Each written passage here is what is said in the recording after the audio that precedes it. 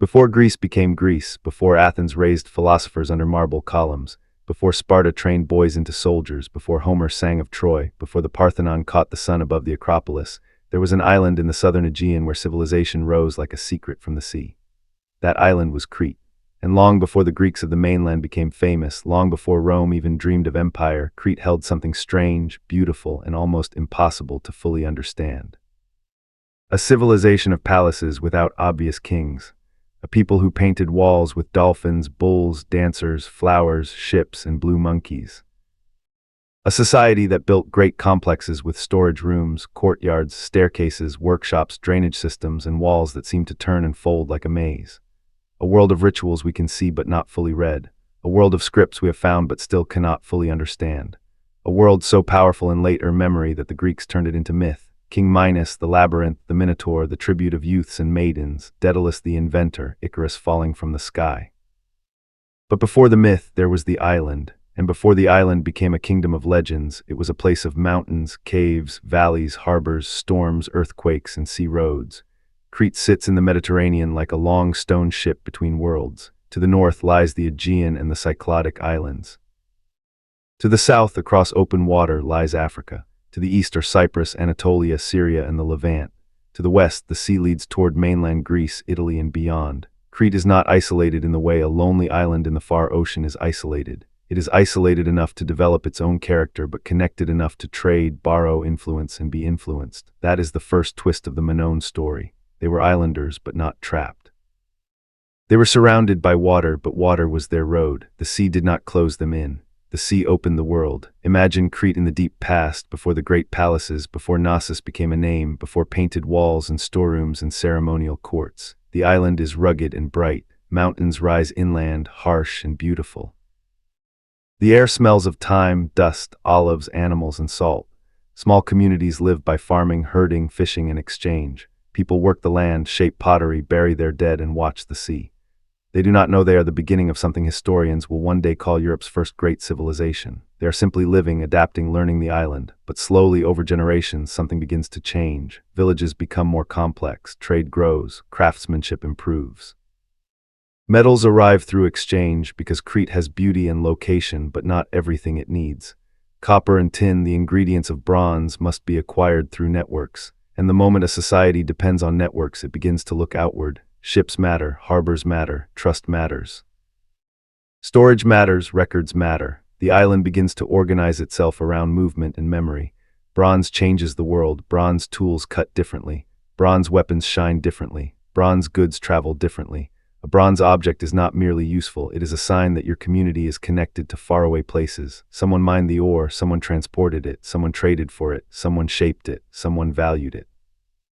Inside one blade, one cup, one tool, there is a whole invisible map. The early Cretans became part of that map. And then, around the beginning of the 2nd millennium BCE, the island entered a new age, the age of palaces, but the word palace can mislead us. When we hear palace, we imagine a king's residence, a throne room, guards, a royal family, servants. Golden chambers, a place where one ruler lives above everyone else. Minoan palaces were more mysterious than that. They were administrative centers, storage centers, ritual centers, craft centers, political centers, and perhaps royal centers, though exactly how power worked inside them remains debated. They were not castles built mainly for war. They were not fortress palaces bristling with obvious defensive walls. They were living organisms of stone, plaster, wood, color, movement, and control. At Knossos, Phaistos, Malia, and Zakros, great palace complexes began to shape the island. Knossos would become the most famous. Picture it not as a silent ruin, but alive. Morning light spills over the central court. People move through corridors and stairways. Scribes sit with tablets. Workers carry jars of oil, grain, and wine. Artisans shape stone, ivory, bronze, gold, and pottery.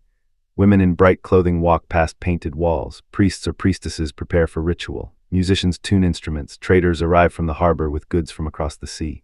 The smell of storage rooms mixes with incense, wool, fresh plaster, food, and the warm breath of animals. There is no single, simple scene. There is a whole world moving at once. The palace is not only a building. It is a system, and systems are powerful because they make people remember what the human mind alone cannot hold. How much oil is stored, how much grain belongs to the palace, who owes wool, which workshop needs copper, which ship has arrived, which jars go to which room, which festival approaches. Which offering belongs to which shrine? When a society becomes complex, memory has to leave the mouth and enter signs. The Minoans developed writing systems, Cretan hieroglyphs, linear A signs pressed or written onto tablets, seals, and objects. We can see them, we can copy them, we can admire them. But we cannot fully read linear A. That is one of the great shadows of this civilization. They speak to us, but their voice is locked. Their palaces stand, their frescoes glow, their pottery survives. Their seals remain, their scripts lie before us, but the words are still largely silent. This is why the Minoans feel different from Egypt or Mesopotamia. With Egypt, we can read royal names, hymns, tomb texts, victories, prayers.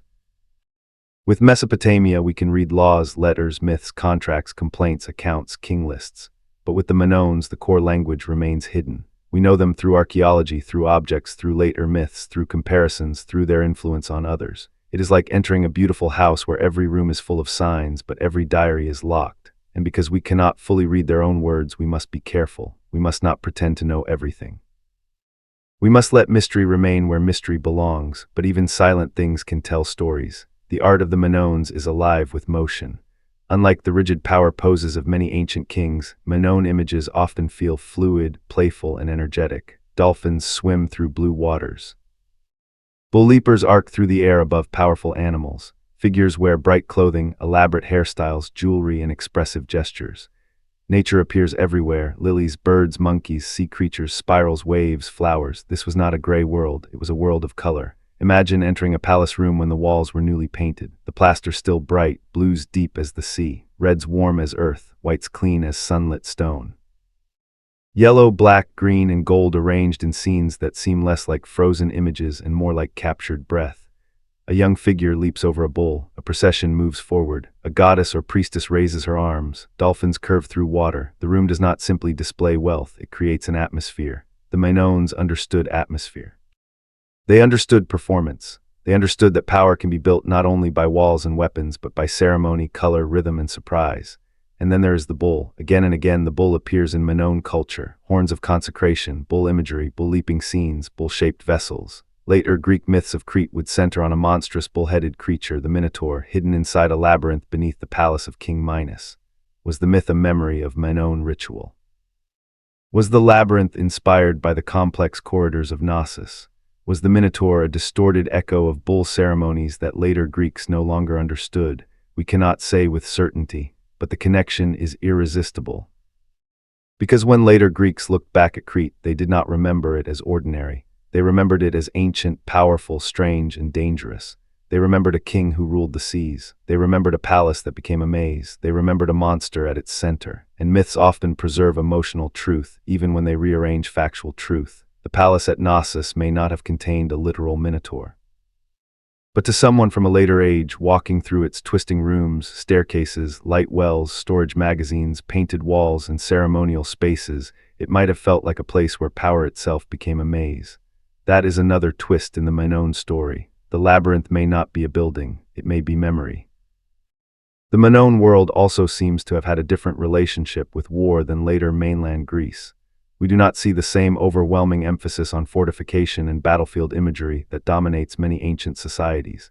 This does not mean the Minoans were peaceful angels. No ancient society involved in trade, hierarchy, wealth, and power was free from conflict. Weapons existed, competition existed, danger existed. But their palaces do not shout war in the same way Mycenaean citadels later would. This has led some to imagine Minoan Crete as a peaceful thalassocracy, a sea power protected by ships rather than walls. The old idea may be too simple, but the impression remains important. Crete's power seems tied to the sea, to trade, to administration, to ritual, to elite display, and to control of goods. Their ships connected them to Egypt, the Levant, Cyprus, Anatolia, the Cyclades, and mainland Greece. Minoan goods traveled, Minoan styles influenced others. Minoan art appeared beyond Crete. The island was not a backwater, it was a center. To stand in Minoan Crete at its height would be to stand in one of the most sophisticated societies of the Bronze Age Mediterranean. But every center is vulnerable in its own way. A mountain village can survive with little. A complex palace system needs everything to keep moving. It needs harvests, it needs storage, it needs ships, it needs scribes, it needs trust. It needs rituals that convince people the system is sacred or necessary. It needs trade routes, it needs skilled workers, it needs stability. and Crete was beautiful but not gentle. The island sits in a seismically active region. Earthquakes were part of its world. Again and again, buildings were damaged and rebuilt. The Minoans did not simply build once and stop. Their history is full of destruction and renewal. Palaces rise, fall, and rise again. Walls crack, rooms collapse, fires burn, people rebuild. A society that rebuilds after disaster becomes strong, but also learns that the earth beneath it is never fully loyal. Imagine a night in Knossos. The palace sleeps, oil lamps burn low, storage jars stand in long magazines, somewhere animals stir, somewhere a scribe's tablet dries, the air is still, then the ground begins to move. At first, a low vibration. Then a groan from the walls, then shouting, plaster cracks, jars fall and shatter, columns shift, dust fills corridors, people run through darkness calling for children, parents, servants, gods.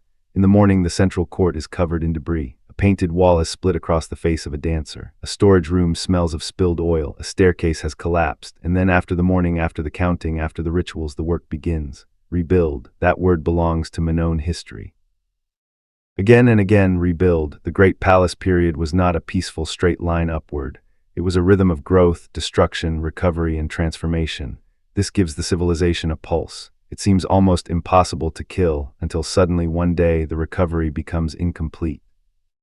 But that is later. For now, in this first block, we remain in the rising world. We remain before the final disasters. We remain in the time when Crete is expanding, trading, building, painting, storing, writing, and dreaming in symbols we still cannot read. Let us walk through Knossos once more, not as tourists, not through ruins, but as visitors in the Bronze Age. You enter through a busy approach. The palace is not one simple rectangle. It unfolds, corridors turn, courtyards open suddenly. Stairways climb and descend. Light wells bring sun into interior spaces. Wooden columns, painted dark and red, stand in elegant rows. Their shapes are unusual, tapering downward rather than upward, giving the architecture a sense of living motion. Walls are painted, floors are smooth. Storerooms hold enormous pitha, storage jars taller than a child, filled with oil, grain, wine, or other goods. Workshops hum with activity. You hear languages from other shores. You see goods that came from beyond Crete. Ivory, metals, stone, luxury objects, perhaps Egyptian influence in images or materials, perhaps Levantan goods, perhaps cyclotic contacts. The palace is not only local, it is international. Then you pass toward the central court. Here, ritual may happen. Gatherings may happen, performances may happen. Bull leaping may be connected to this world of public display. You imagine crowds watching as young people move near a bull, bodies trained, hearts pounding, danger transformed into ceremony. The animal lowers its head, horns flash. A figure leaps, hands reaching, body arcing over raw power. For one breath, human and animal, fear and beauty, skill and death are joined. The crowd gasps. This is not entertainment alone. It is meaning, but meaning is exactly what we cannot fully recover. Was it religious, athletic, elite display, mythic drama, initiation, a ritual of danger, a symbol of control over nature, perhaps several of these at once? Ancient rituals often refuse our modern categories. The Minoans did not leave us a clear explanation. They left us images, and images invite us close, then stop us at the threshold. That threshold is what makes the Minoans so haunting. We can almost see them, almost hear them, almost understand them, but not fully. And because we cannot fully understand them, they keep pulling us back. Modern people often imagine lost civilizations as if they disappeared completely. But the Minoans did not vanish in one magical instant. Their story is longer, more subtle, and more human. They rose from early farming communities, they built palaces, they expanded trade, they developed writing, they created art filled with life, they survived earthquakes, they influenced the Aegean. They reached a peak that must have seemed, to those living inside it, permanent. But no civilization feels temporary to the people living at its height. That is one of history's quietest warnings. At the height of Knossos, no one wakes in the morning thinking, we are a lost civilization. They think about work, food, family, ritual, power, weather, ships, marriage, debt, offerings, harvest, the festival. The next journey, the next repair, the next child. The future appears as a continuation of the present, and yet beyond Crete, the wider Bronze Age world is always shifting. Mainland Greece is changing. The people we call Mycenaeans are rising in fortified centers like Mycenae, Turns, and Pylos. They admire, borrow from, and eventually challenge the world of Crete. To the north and east, powers rise and fall. Egypt watches the sea. The Levant trades and fights. Anatolia holds kingdoms and roads. Ships carry goods but also rumors. Wealth creates attraction. Attraction creates danger. Crete's sea roads bring prosperity. They also bring exposure. And somewhere beyond the visible horizon, another island is sleeping above fire. Thera, modern Santorini, a a volcanic island in the Aegean. Beautiful, dangerous, silent for now, but not forever. The Minoans do not yet know that one of the greatest eruptions in human history will tear open the sea world around them. They do not yet know that ash, earthquakes, tsunamis, and disruption may strike their networks. They do not yet know that later people will argue for centuries about how much that eruption damaged Crete, whether it caused collapse, weakened the palaces, or became only one wound among many. They do not yet know that their decline will become one of the greatest mysteries of the ancient world. For now, Knossos shines. Phaistos watches the Messara plain, Malia stores wealth, Zakros opens toward eastern trade, ships move across blue water, frescoes dry on palace walls, scribes mark signs we cannot read. Bulls stand powerful beneath the sun, and high in mountain caves where cool darkness holds ancient offerings, people leave gifts to forces older than the palace itself. Because beneath the polished world of administration and art, the island remains sacred and wild. Caves matter, mountains matter, springs matter, peaks matter. The Minoans seem to have honored landscapes as much as buildings. Sacred places were not confined to palace rooms. Peak sanctuaries overlooked the land. Caves carried ritual meaning. The natural world was alive with presence. That may be the deepest feeling of early Minoan Crete, a civilization trying not to separate itself from nature, but to stage itself inside nature's power. See bull, mountain, cave, flower, bird, snake, earthquake, storm. All of it enters the art, all of it enters the ritual imagination, all of it surrounds the palace. And now, as this first block comes to rest, picture Crete at twilight. The sun sinks beyond the mountains, the sea turns dark blue and gold. At Knossos, lamps begin to glow in palace rooms. Somewhere a worker seals a storage jar. Somewhere a child follows her mother past a painted wall of dolphins. Somewhere a priestess or noblewoman stands beneath open sky, her dress bright in the last light. Somewhere a scribe presses signs into clay, not knowing that thousands of years later, people will still stare at those signs and wonder what voice is trapped inside them. Far away, a ship approaches the harbor. Its sail catches the final wind. It carries goods from another shore, perhaps copper, ivory, stone, perfume, or news. On the cliffs, goats move through shadow. In the mountains, caves grow colder. Under the island, the earth holds its restless breath, and across the sea, Thera sleeps above its fire. The Minoans are rising, their palaces are alive, their art is full of motion. Their sea roads are open, their name is unknown to them, but one day we will call them Minoans, Europe's first lost civilization, and the mystery has only begun. Block 2, the palace that became a labyrinth. At sunrise, Knossos did not wake like an ordinary city, it woke in layers. First came the animals, shifting in pens and courtyards, their breath visible in the cool morning air. Then came the workers, moving through half-lit corridors with baskets, tools, jars, and folded cloth. Then came the scribes, the sealers, the officials, the craft masters, the women carrying offerings, the men rolling storage jars, the children running where they should not run, and the sailors arriving from the coast with news from beyond the island. Slowly the palace became sound, sandals on stone, voices in narrow passages, clay tablets being handled, doors opening, grain being measured, oil being poured.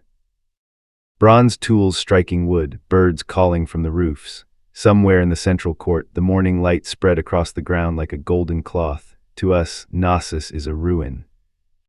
Stone walls, restored columns, fragments of color, reconstructed rooms, and famous frescoes that seem to float between archaeology and imagination. But in the age of the Minoans, Knossos was alive, crowded, organized, and probably overwhelming to anyone who came from a smaller village or a foreign shore. It was not simply a royal house. It was a machine of memory, ceremony, economy, and power. It gathered goods from the countryside, stored them, counted them, redistributed them, and transformed them into prestige. It gathered people too, farmers, potters, metalworkers, weavers, sailors, ritual specialists, administrators, guards, messengers, and perhaps rulers whose exact titles we do not know. That is one of the first mysteries of Knossos. We can see the palace, but we cannot clearly see the king.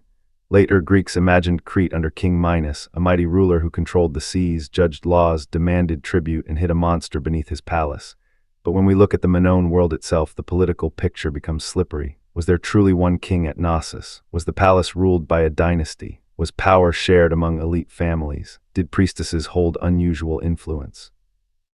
Were palace centers independent, rival, or connected under one dominant authority? We can guess, we can compare. We can study seals, architecture, storage systems, burials, trade, and later myths. But the Minoans themselves do not step forward and tell us, this was our king, this was our law, this was our throne.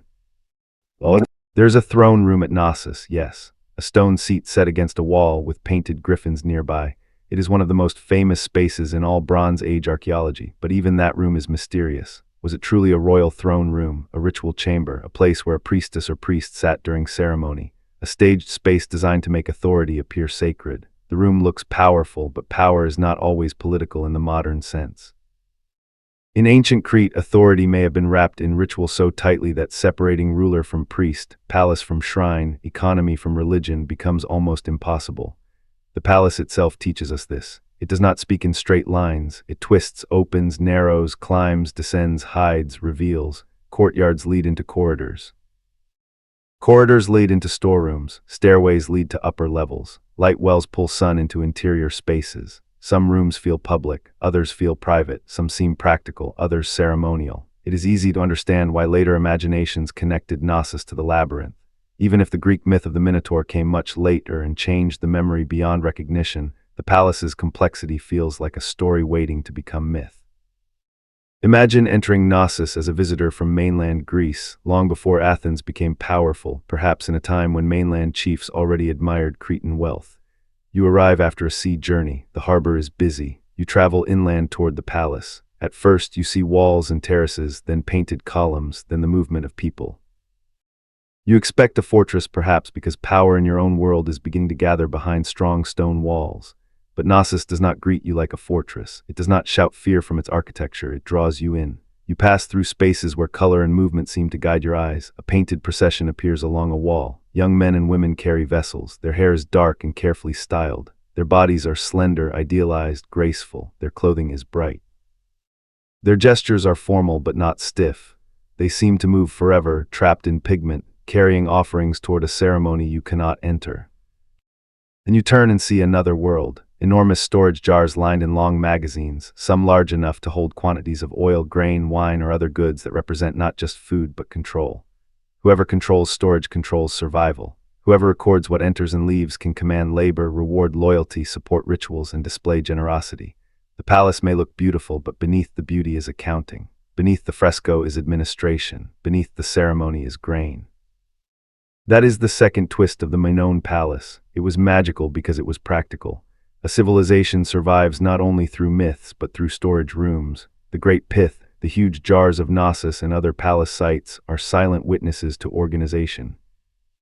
They suggest a world where agricultural produce moved into central places. Oil may have been especially important. Olive oil was food, light, perfume base, ritual substance, trade good and wealth. Wine, grain, wool, textiles, metals, and crafted goods all formed part of the palace economy. Seals and ceilings marked ownership, identity, control, and transaction. Clay documents recorded movement. The signs of linear A and other systems appear like shadows of a bureaucracy we cannot yet fully hear. A scribe in Knossos may not have thought of himself as mysterious. He may have been tired, precise, irritated by mistakes, worried about quotas, responsible to someone above him. He pressed signs into clay because goods had to be counted. He sealed objects because deliveries had to be trusted. He wrote because the palace was too large for memory alone, but thousands of years later his signs become part of the mystery. The ordinary paperwork of the Bronze Age becomes a locked door in the modern imagination, and what a strange locked door it is. Linear A survives but remains undeciphered in its language. We can identify signs, compare them, study patterns, and sometimes understand numerical or administrative structures, but the language behind the script is still not securely known. This means that the Minoans are both close and distant. We know their buildings better than their voices. We know their images better than their names. We know their storage systems better than their prayers. We can see the dancers, the bulls, the ships, the flowers, the double axes, the horns, the snakes, the griffins. But the meaning behind them is often just beyond reach. This makes every room at Knossos feel like a riddle. Take the double axe, often called the Labyrinth. It appears in Minoan religious symbolism and has long been linked by scholars and storytellers to the idea of the labyrinth. Some have suggested that labyrinth may be connected to a place of the double axe, though this remains debated. Whether or not the linguistic connection is certain, the symbol itself feels important. The double axe appears not as an ordinary tool alone, but as something charged with meaning. It may have been connected to sacrifice, ritual authority, divine power, or elite symbolism. Like so much in Minoan culture, it invites interpretation but resists capture. Then there are the horns of consecration, the stylized bull horns placed on buildings or represented in art. These two seem to mark sacred space or ritual significance. The bull was not merely an animal in the Minoan imagination. It was power, danger, fertility, spectacle, perhaps divine presence. Bull-leaping scenes show young people interacting with bulls in a way that feels both athletic and ritualized. A figure grasps the horns, another flips over the animal's back, another stands ready behind.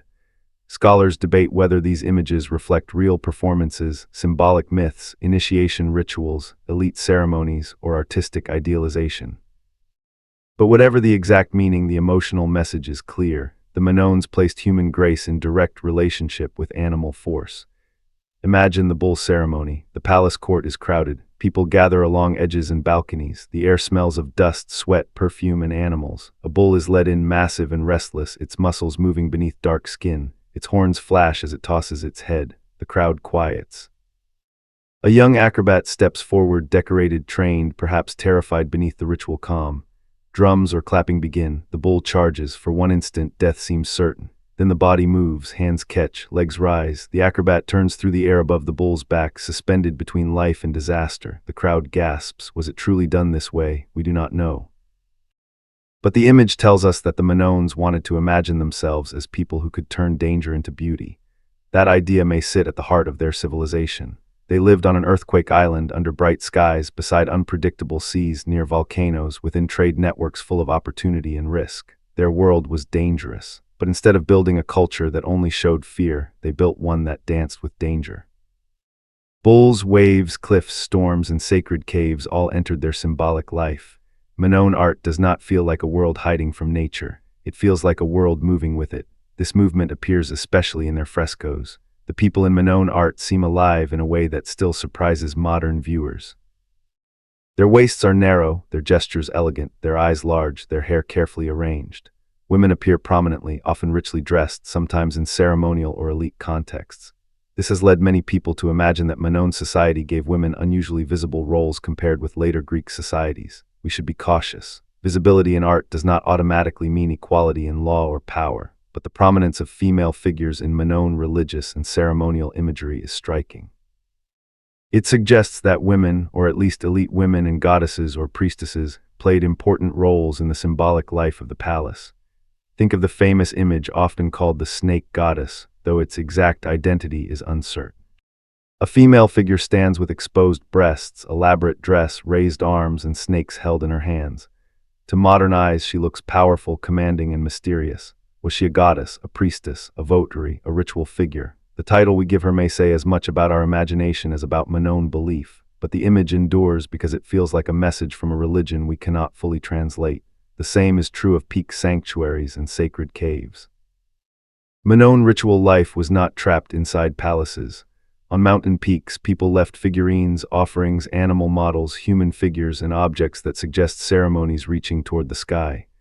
In caves, they entered darkness, perhaps to meet powers of earth, birth, death, fertility, or ancestral memory. The palace may have organized society, but the sacred landscape remained older than the palace. A mountain shrine at dawn may have mattered as much as a painted room at Knossos. Picture a procession climbing toward a peak sanctuary. The path is rough, the air grows cooler. Below, the sea spreads blue and silver. Men and women carry small offerings, a clay animal, a cup, a figurine. Perhaps they sing, perhaps they walk in silence. At the summit, the wind is strong. The palace is far below, reduced to geometry and dust. Here the power is not administrative. It is elemental, sky above, mountain beneath, sea surrounding all. This is the world behind the palace, and yet the palace binds it together. Knossos was not alone.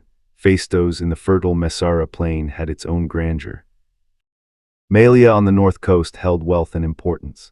Zakros in the east connected Crete to maritime routes. Each palace center had its own position, character, and network. Were they rivals, partners, regional capitals under Knossos? Independent centers tied by shared culture? The answer may have shifted over time. Minoan Crete was not frozen, it changed across centuries. Palaces were destroyed and rebuilt, authority moved, styles evolved, trade expanded, disasters struck, recovery followed.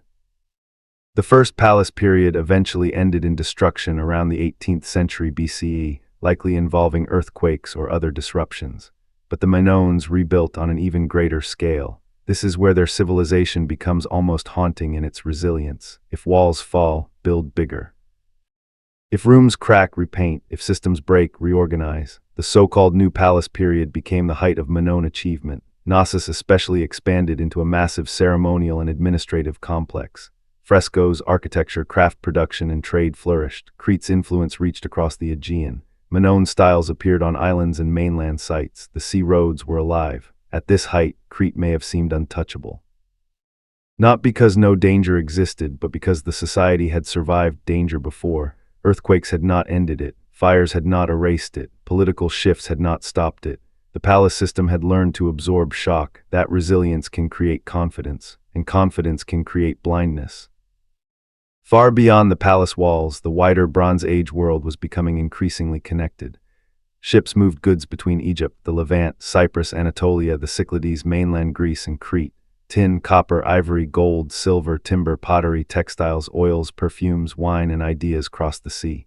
In such a world, no great center is truly alone. Prosperity depends on connection, but connection means that trouble travels too. A broken trade route, a failed harvest, a war, a pirate threat, an earthquake, a volcanic eruption, a shift in power on the mainland, any of these can ripple through the system.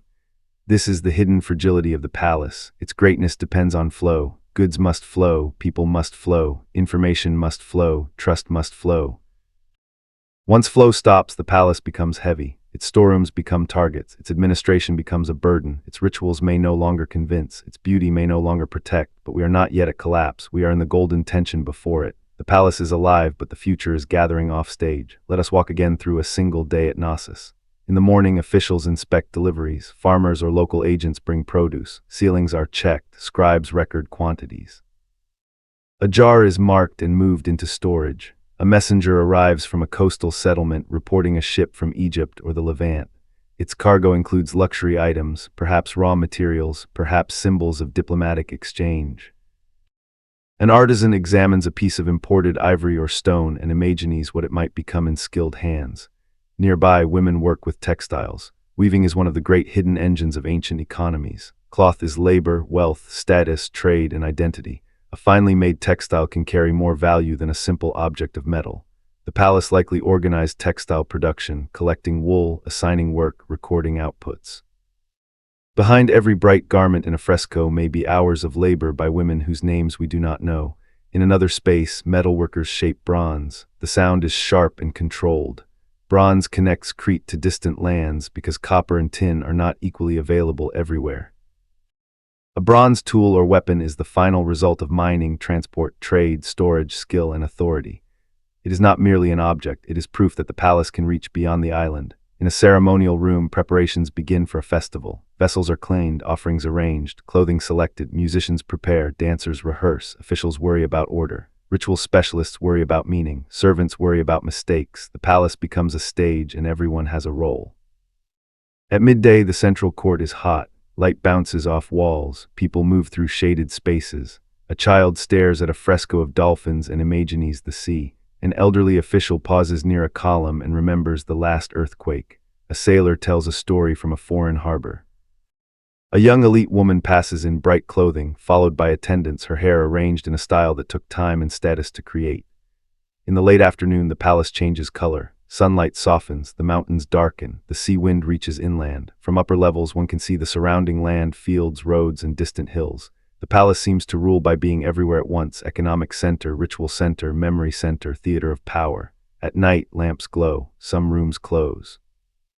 Others remain active. Scribes store tablets, guards watch, priests or priestesses may perform rituals unseen by most. The palace grows quiet but never fully sleeps. And under all of it, beneath the floors and storage rooms, beneath the court and stairways, the island's earth waits.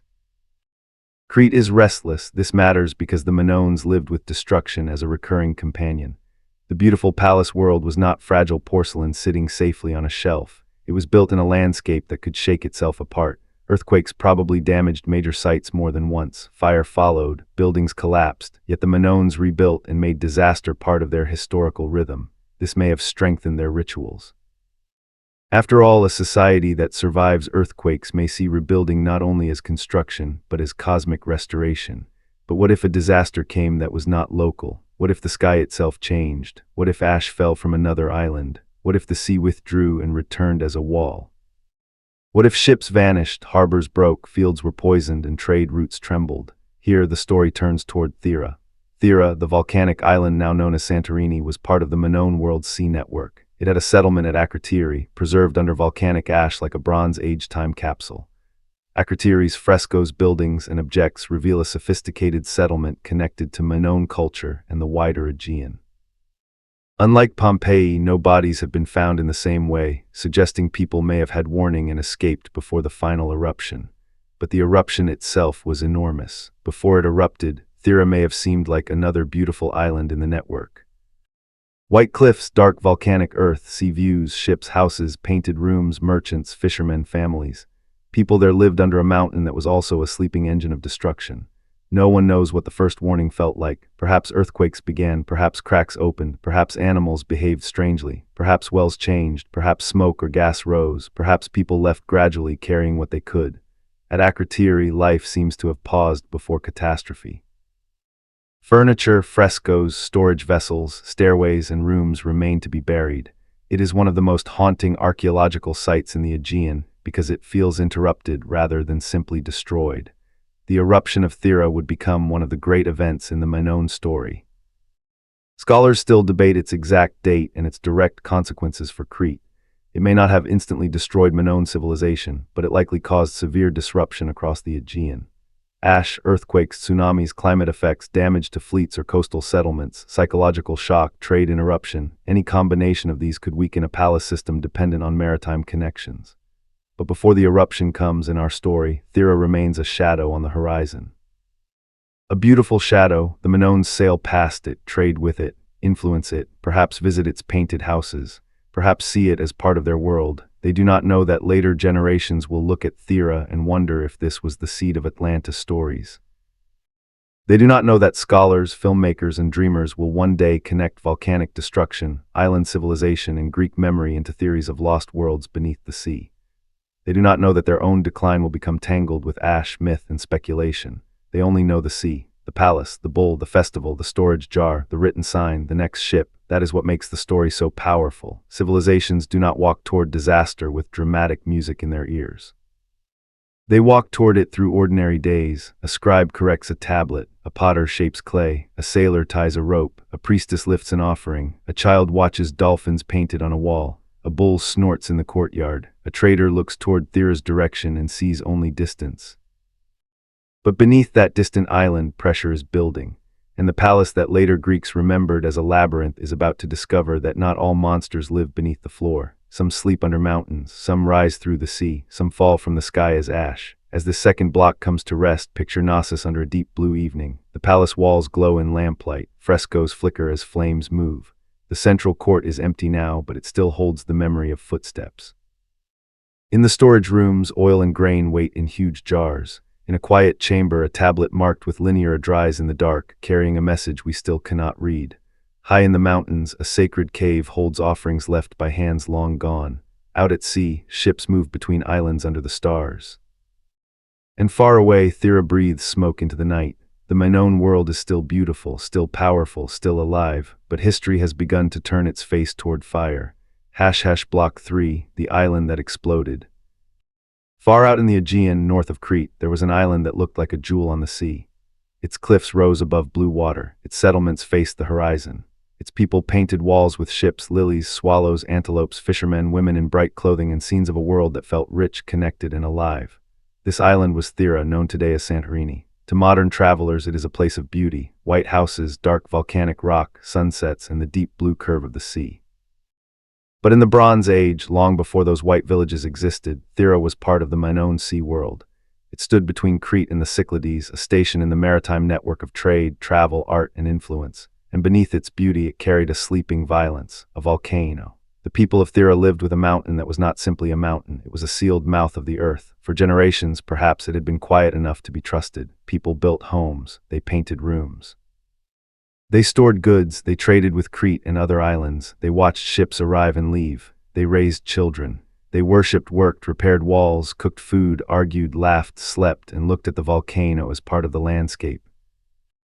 That is how danger often survives beside human life, not by hiding completely, but by becoming familiar. A cliff becomes a view, a fault line becomes a valley, a volcano becomes a mountain. People do not live every day expecting the world beneath them to open. If they did, no civilization could continue. So they build, they trust, they remember old tremors, perhaps old smoke, old stories, but daily life softens fear. The dangerous place becomes home. At Akrotiri, the great settlement on Thera, life before the eruption seems to have been sophisticated and deeply connected to the wider Aegean. The town had multi-story buildings, drainage systems, storage rooms, wall paintings, and objects that tell us it was not isolated or primitive. It belonged to the same glittering Bronze Age world as Minoan Crete. In its frescoes we see movement and beauty, ships traveling in procession, blue monkeys climbing, swallows flying, saffron gatherers bending among flowers. The world of Akrotiri feels alive, elegant, and strangely peaceful in the surviving images. But then came warnings. The first sign may have been the shaking of the earth, not the final eruption, not yet. Before a volcano destroys, it often speaks in smaller violence. Earthquakes may have damaged buildings, walls may have cracked, roofs may have fallen, people may have returned to repair them. At Akrotiri, evidence suggests that the settlement was struck by earthquakes before the final burial. Some rooms were damaged, some repairs may have begun. People had time to remove valuable objects, or at least some of them. Unlike Pompeii, where bodies were found in the ash of a later eruption, Akrotiri has not produced the same scenes of people trapped in their final moments. This absence is haunting. It suggests that many inhabitants may have escaped before the final catastrophe. Imagine the days before the end. The ground trembles at night. A child wakes crying. A jar falls and breaks. A father runs into the street. Neighbors shout from rooftops. Dust rises from damaged walls. The next morning, people gather in open spaces and look toward the mountain. Some say it has happened before. Some say the gods are warning them. Some say they must leave. Some say they must repair quickly before trade season is lost. A priest or ritual leader may perform offerings. A merchant may worry about stored goods. A mother may pack food and cloth. A sailor may prepare a boat. Then another tremor. More cracks, more fear. The island begins to empty, perhaps not all at once. Perhaps families leave in waves. Some take boats. Some move to safer areas. Some intend to return. They may leave furniture behind, storage jars, tools, wall paintings, household objects, because people fleeing disaster often believe they are leaving temporarily. They expect danger to pass. They expect to come back. That is one of the saddest ideas in archaeology. The unfinished return, a room left in order, a doorway blocked by fallen debris, a jar still standing, a wall painting still bright. A town abandoned not because life ended slowly, but because life was interrupted. Then the mountain opened. The eruption of Thera was one of the largest volcanic events of the Bronze Age. It tore into the island with a force that would have stunned the entire Aegean world. Ash rose into the sky. Pumice fell. The eruption column may have climbed high enough to darken distant horizons. The sea around the island boiled with floating volcanic debris. The shape of Thera itself changed. What had been land collapsed and transformed into a caldera, a great volcanic basin swallowed by the sea. Imagine the eruption from the deck of a ship far away. At first there is a cloud on the horizon, but it is not an ordinary cloud. It grows upward, towering, darkening, spreading like a tree of ash and fire. Lightning flickers inside it, the sun weakens, the air tastes strange, the sea changes color, small stones begin to fall from the sky, sailors shout, the captain orders the ship turned away. The wind carries ash across the water. Behind them, the island is disappearing inside its own death. Now imagine it from Crete. Perhaps the people of northern Crete saw the distant sky darken. Perhaps ash fell lightly in places. Perhaps the sea behaved strangely. Perhaps harbors were struck by waves generated by the eruption. Scholars debate the scale and direct impact, but it is reasonable to imagine fear moving across the island. To a Bronze Age person, this was not geology. It was divine violence. The sky had changed. The sea had risen. The earth had roared. The gods, the mountain, the underworld, the storm, whatever names people gave to power, had spoken in fire. For a palace society like Minoan Crete, the eruption was not only a physical event, it was a crisis of meaning. A palace does more than store grain. It explains the world. Through rituals, festivals, authority symbols, and offerings, it tells people that the social order is connected to cosmic order. The palace stands between humans and the forces around them. It organizes fear into ceremony. It turns danger into manageable patterns. But what happens when the world breaks beyond ceremony? What happens when a sacred sea becomes destructive? What happens when ships vanish? What happens when harbors are damaged? What happens when ash interrupts fields, trade, and confidence? What happens when people ask whether the palace still has favor with the powers it claims to serve? This is the hidden danger of disaster. It damages not only buildings, it damages trust. The Minoans had survived earthquakes before. They had rebuilt after destruction. But the eruption of Thera was different because it belonged to the whole sea world. It was not just one palace wall cracking. It was the Aegean itself becoming unstable. Thera had been part of the network. Akrotiri had been a living settlement connected to trade and culture. Its destruction meant loss of people, goods, roots, relationships, and perhaps spiritual confidence. Still, we must be careful. The eruption did not simply erase Minoan civilization in one dramatic instant. That older idea is too simple. Knossos and other parts of Crete continued after the eruption. The Minoan world did not vanish overnight like a city swallowed in myth, but the eruption may have weakened it. It may have damaged fleets, coastal settlements, agricultural production, trade confidence, and political legitimacy. It may have been one blow among several. And sometimes history changes not because of one wound, but because the body can no longer recover from repeated wounds. This is where the Minoan story becomes more interesting than a simple disaster tale. If Thera had destroyed Crete completely, the story would be dramatic but clear. But it did not. The palaces continued, people rebuilt, trade resumed, art continued, power remained, and yet something had shifted. The eruption becomes like a crack beneath a painted wall. At first, the picture is still beautiful. The colors remain, the figures still dance, the palace still works, but behind the plaster, the structure has been weakened. Later, when another shock comes, the old crack opens wider. To understand this, return to Knossos after Thera. The palace still stands. The central court still fills with people. Scribes still mark clay. Rituals still take place. Storage jars still hold wealth. But now stories arrive from the north. An island buried under ash, ships lost, strange waves, floating stone, darkness at noon, a mountain that vanished into the sea. Sailors who survived speak in broken detail. Some exaggerate, some remain silent, some swear they saw fire rise from the water. Others say birds fell from the sky, others say the gods punished Thera. Others ask why Crete was spared, if spared is even the right word. The palace leaders must respond. They may stage rituals of restoration. They may send expeditions. They may repair damaged harbors. They may redirect trade routes. They may gather more goods to reassure communities. They may proclaim continuity. Power must always pretend it is steadier than it feels, but ordinary people remember. A fisherman whose boat was destroyed remembers. A family whose coastal home was flooded remembers. A trader whose route to Thera vanished remembers. A mother whose child cannot sleep when the ground trembles remembers. The palace can repaint walls. It cannot fully repaint fear. Meanwhile, on mainland Greece, another world is rising. The Mycenaeans, they were not strangers to Minoan influence. Mainland elites admired and borrowed from Crete. Minoan art, symbols, luxury goods, and administrative practices influenced the developing Mycenaean world. The mainland Greeks learned from the island. They adopted styles, objects, perhaps rituals. They absorbed the prestige of Crete. But students do not always remain students. The Mycenaean world was different from the Minoan one. Its centers, like Mycenae, Turins, and Pylos, were more heavily fortified. Massive walls, later called Cyclopean because Greeks imagined only giants could have built them, surrounded elite centers. Mainland power had a harder military face. Weapons, warrior graves, chariots, and fortifications appear more prominently. The Mycenaeans lived in a world where status and warfare were deeply intertwined. For a long time, Crete may have been the cultural star of the Aegean. But after Thera, if Crete was weakened, the balance may have begun to change. A maritime palace system damaged by disaster becomes vulnerable to ambitious neighbors. A culture admired from afar becomes something to imitate, enter, and perhaps control. This is another twist in the Minoan story. The end may not have come from the volcano alone. It may have come from the people who learned from Crete. The Mycenaeans did not destroy Minoan culture like outsiders who understood nothing. They came from a world already shaped by Minoan influence.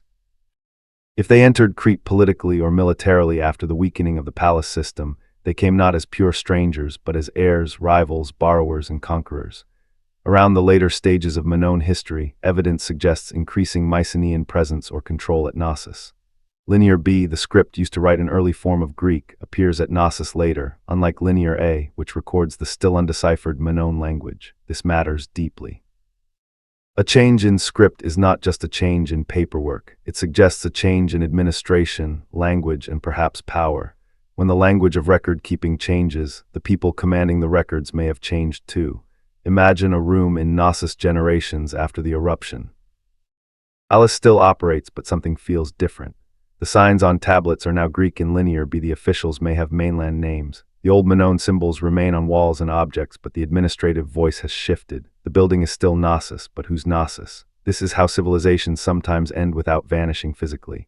The walls remain, the rooms remain, the rituals may even continue in altered form, but the language of power changes. New elites sit in old spaces. Old symbols are reinterpreted. The conquered culture becomes prestige for the conqueror. The palace survives as architecture while its original society fades behind it. This is more haunting than destruction. A burned palace leaves ruins. A captured palace keeps moving, but with another voice. We do not know every detail of how Mycenaean influence or control expanded in Crete. Scholars debate the timing, causes, and nature of the transition. But the broad pattern is clear enough. The independent Minoan palace civilization declined, and mainland Greek Mycenaean power became dominant in the Aegean. Crete did not simply disappear, but the old Minoan world lost its central role. And yet, before that final transition, there was still beauty. The last generations of Minoan Crete may have lived in a world of both continuity and anxiety. People still worshipped, artists still worked, merchants still sailed, farmers still harvested olives and grain, children still learned local stories, women still wore bright clothing in ceremonies, bulls still mattered. Sacred caves still received offerings, but under the surface the balance of power was shifting. Perhaps some people noticed. An old artisan might say the mainlanders are buying more, arriving more, demanding more. A sailor might say the old roots are not what they were. A priestess might worry that rituals no longer bring the same confidence. A scribe might learn new signs. A young noble might admire Mycenaean weapons. A palace official might insist everything is under control. History often feels like that before a decline, not collapse but unease. People do not say, our civilization is ending. They say things are changing. Then later, someone looks back and calls it the end. The eruption of Thera became part of that chain. Even if it did not destroy Crete immediately, it entered the memory of the Aegean like a wound. Later, Greek myths may preserve distant echoes of disasters like it. Islands destroyed, seas rising, divine punishment, lost civilizations, strange kings, labyrinths, monsters, and vanished worlds. The link between Thera and Atlantis is speculative, but it is easy to understand why people make the connection. A wealthy island culture, a massive volcanic eruption, a society later remembered through myth, the imagination naturally begins to build bridges. But the real story is powerful enough without forcing it into Atlantis. The real story is this. A brilliant island civilization built palaces, mastered sea routes, painted life in motion, developed writing, and became the cultural heart of the Aegean.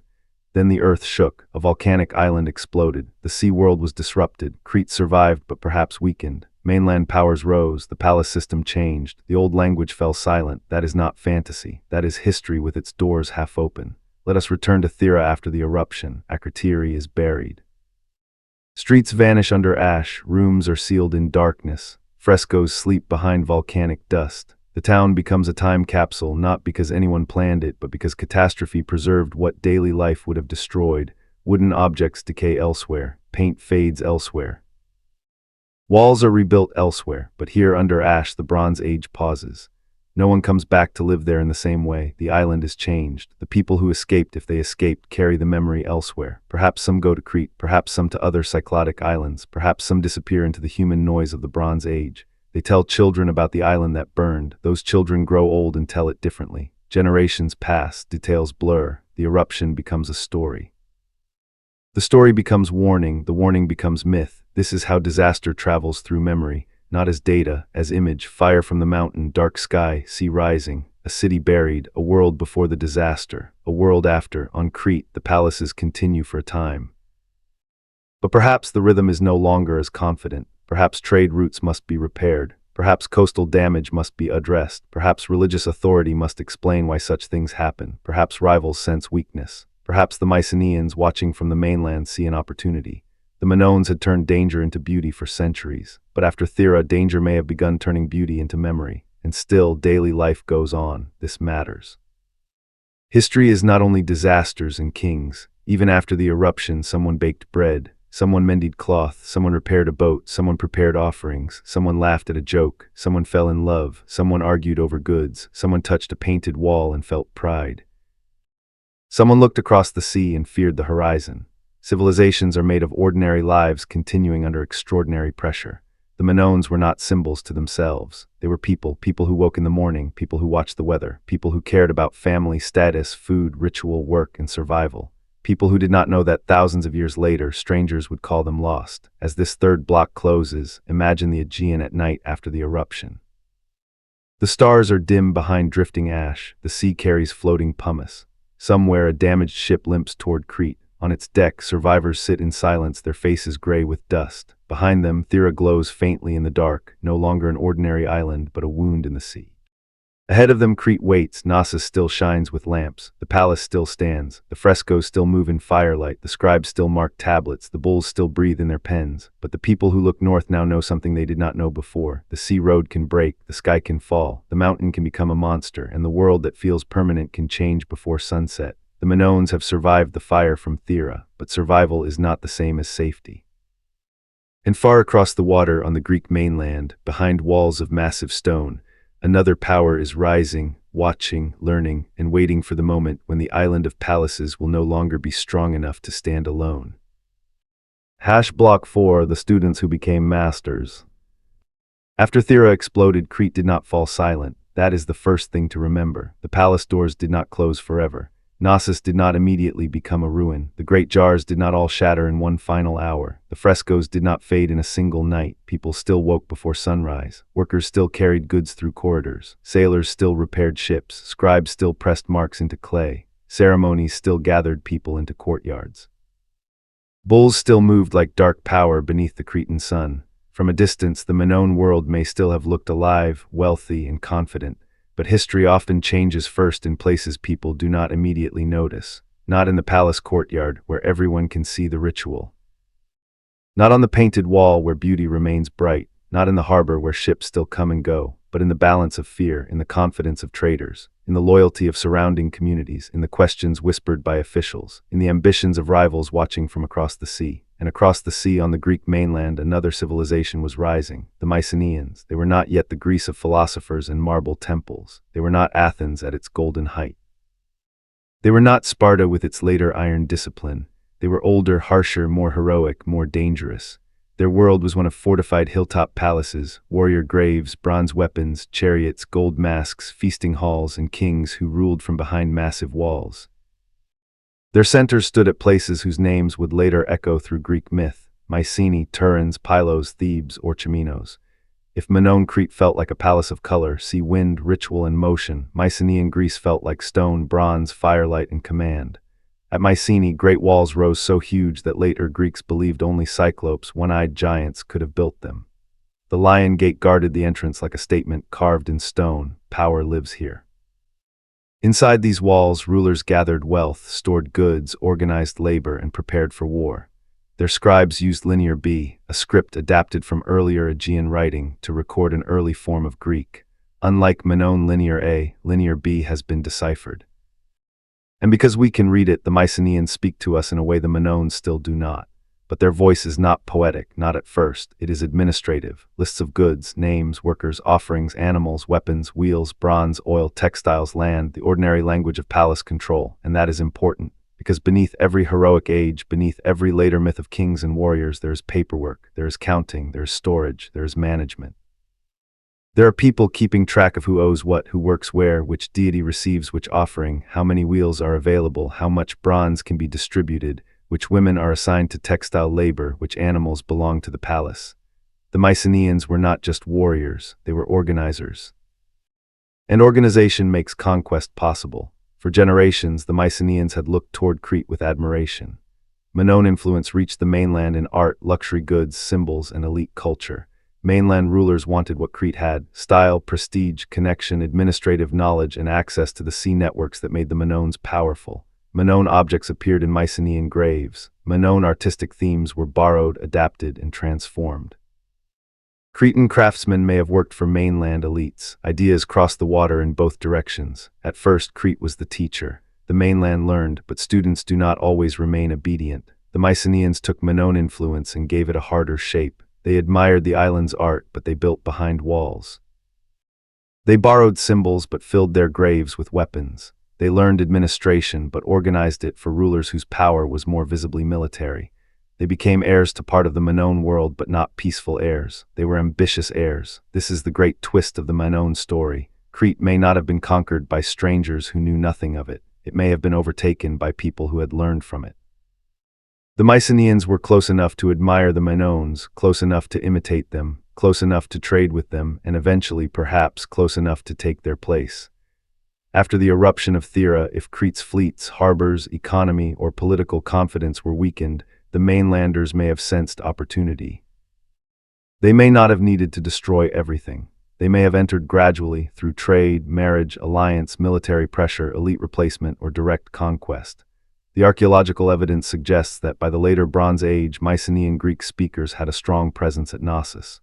The appearance of Linear B at Knossos is one of the clearest signs of a changed world. Think about that carefully. A palace can keep its walls, a courtyard can keep its shape, a storage room can keep its jars. A fresco can keep its dolphins and bulls, but when the language of administration changes, something deep has shifted. The people giving orders may be different. The people receiving goods may be different. The gods receiving offerings may be named differently. The old system may still function, but under new masters. Imagine Knossos after this transition. From outside, the palace still looks like the great center of Crete. The central court remains, the storerooms remain, the corridors still twist like memory. The painted walls still show a world of movement and ritual. But in one administrative room, a scribe presses signs into clay, and these signs record Greek words, names of officials, quantities of goods, religious offerings, palace supplies. The script descends from the older Aegean tradition, but the language is now Greek. The Minoan voice has begun to disappear from the records. The palace still speaks, but not in the same tongue.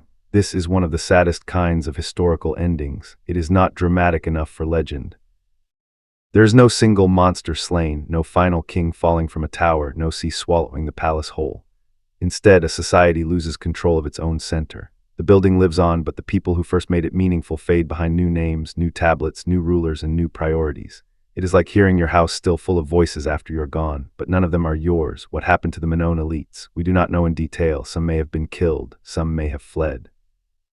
Some may have adapted, some may have intermarried with incoming powers, some may have served the new administration, some may have remained important locally while accepting Mycenaean overlordship. Conquest does not always replace every person.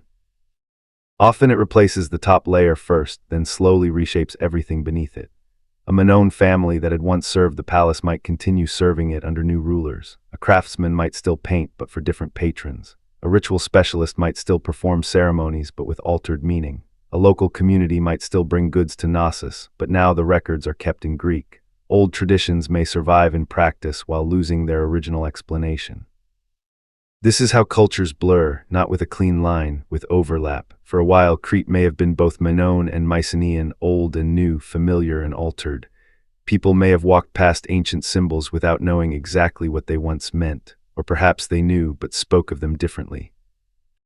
The bull remained powerful, the double axe remained visible, sacred caves remained sacred, the palace remained a palace, but the world behind the symbols had changed. And then comes another question. Did the Mycenaeans destroy the Minoans, or did they inherit them? The answer may be both. They destroyed Minoan independence, if independence is the right word, but they also preserved and carried forward parts of Minoan culture. Many elements of Aegean art, religion, administration, and elite display moved into Mycenaean life. The mainland Greeks who later gave rise to heroic legends were shaped by Crete more deeply than they may have admitted. The Minoans became part of the foundation beneath Greek civilization, not as a clearly remembered people with their own name, but as an influence buried under later Greek stories. This is why the myth of the Labyrinth matters. Later Greeks remembered Crete as the land of Minos, Daedalus, the Minotaur, Ariadne, Theseus, and the maze. They did not remember Linear A, they did not remember the true names of Minoan rulers. They did not preserve a clear historical account of palace administration. Instead, they remembered Crete through myth, and myths are not useless. They are distorted mirrors. They may preserve old fears, old political memories, old ritual fragments, old encounters between mainland Greeks and Cretan power. Think of the myth of Theseus. Athens in the story is forced to send young men and women as tribute to Crete, where they are placed in the labyrinth and devoured by the Minotaur. Then Theseus, the Athenian hero, sails to Crete, enters the labyrinth, kills the monster, and escapes with the help of Ariadne, daughter of Minos. On the surface, it is a heroic monster story. But beneath it one can sense political memory, a powerful Crete dominating mainland cities, demanding tribute, and later being overcome by a rising mainland hero. Was this a memory of Minoan dominance over the Aegean? Was the Minotaur an echo of bull-centered ritual misunderstood by later Greeks? Was the Labyrinth a memory of Knossos itself? Was Ariadne a remnant of a Cretan goddess transformed into a princess? We cannot prove all of this. But the questions are powerful because myth often keeps emotional traces after factual memory dies. The Mycenaeans may have stood in relation to Crete the way Theseus stands in relation to the Labyrinth, fascinated, threatened, entering the old center, taking its secrets, and emerging as the new hero. In that sense, the conquest of Minoan Crete becomes one of the hidden beginnings of Greek myth. The mainland did not simply defeat the island, it absorbed the island into stories. Meanwhile, life under Mycenaean influence continued. Knossos may have remained an important administrative center for some time. Linear B tablets from Knossos reveal a palace economy managing goods, people, animals, offerings, and production. The names of deities in Linear B include some that would later be familiar in Greek religion, though their roles may have evolved. Zeus, Poseidon, Dionysus, and others appear in early forms or related names. This is astonishing because it shows us a deep continuity between the Bronze Age and later Greek religion, even though so much changed. But continuity can hide loss. A god's name may survive while older meanings vanish. A ritual may continue while its original language disappears. A palace may stand while its first builders are forgotten. The Mycenaean presence in Crete marks not only the end of Minoan independence but the beginning of a new Aegean order. Mainland Greece becomes more powerful. Mycenaean elites expand through trade, warfare, diplomacy, and administration. They connect with Cyprus, the Levant, Egypt, Anatolia, and beyond. Their world becomes part of the larger Late Bronze Age international system. Kings exchange gifts, ships carry goods, warriors seek status, palaces count everything. But here is the darker twist. The Mycenaeans, who rose as the Minoans declined, would one day face their own collapse. They too would build palace systems dependent on administration, storage, trade, and elite power. They too would seem strong. They too would leave tablets of goods and offerings. They too would fall. The entire Bronze Age world was like a web, shining and delicate. Crete, Mycenae, Cyprus, Egypt, the Hittites, the Levantan cities, all connected by trade, diplomacy, war, and prestige. When the system worked, it produced wealth and beauty. When it failed, collapse traveled through it like fire through dry grass. The Minoans were among the first great Aegean civilizations to feel that fragility. The Mycenaeans would not be the last, but for now in this fourth block we remain with the transition. The old Minoan world is fading behind Mycenaean power. Let us imagine one person living through it. A young Cretan scribe born after the eruption of Thera, trained in the palace at Knossos. His father perhaps knew the older signs.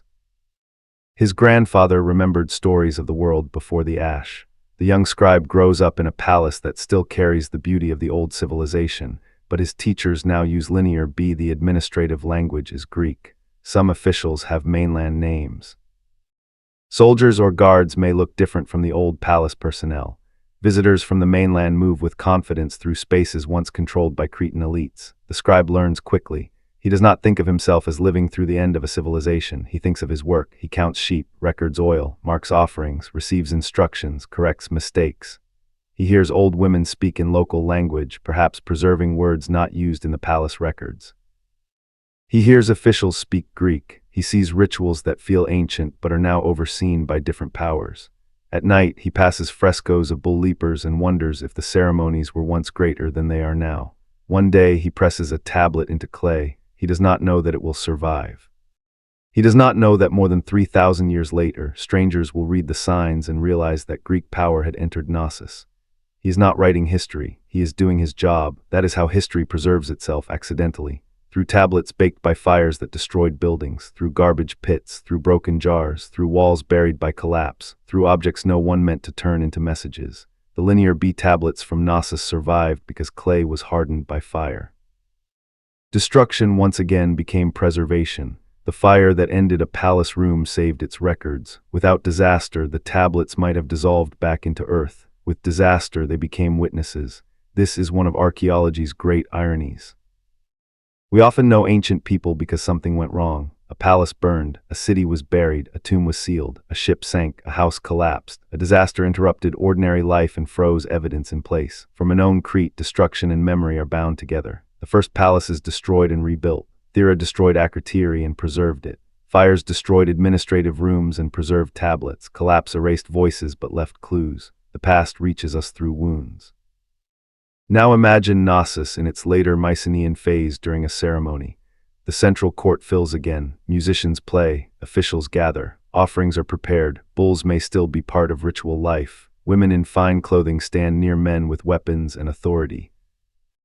The old frescoes still create an atmosphere of elegance and sacred power, but somewhere in the crowd older Cretans may feel that things are not what they were. The songs have changed, the names have changed, the commands have changed, the palace is still alive but its soul is divided. This is not something a historian can prove in emotional detail, but it is how cultural transition often feels.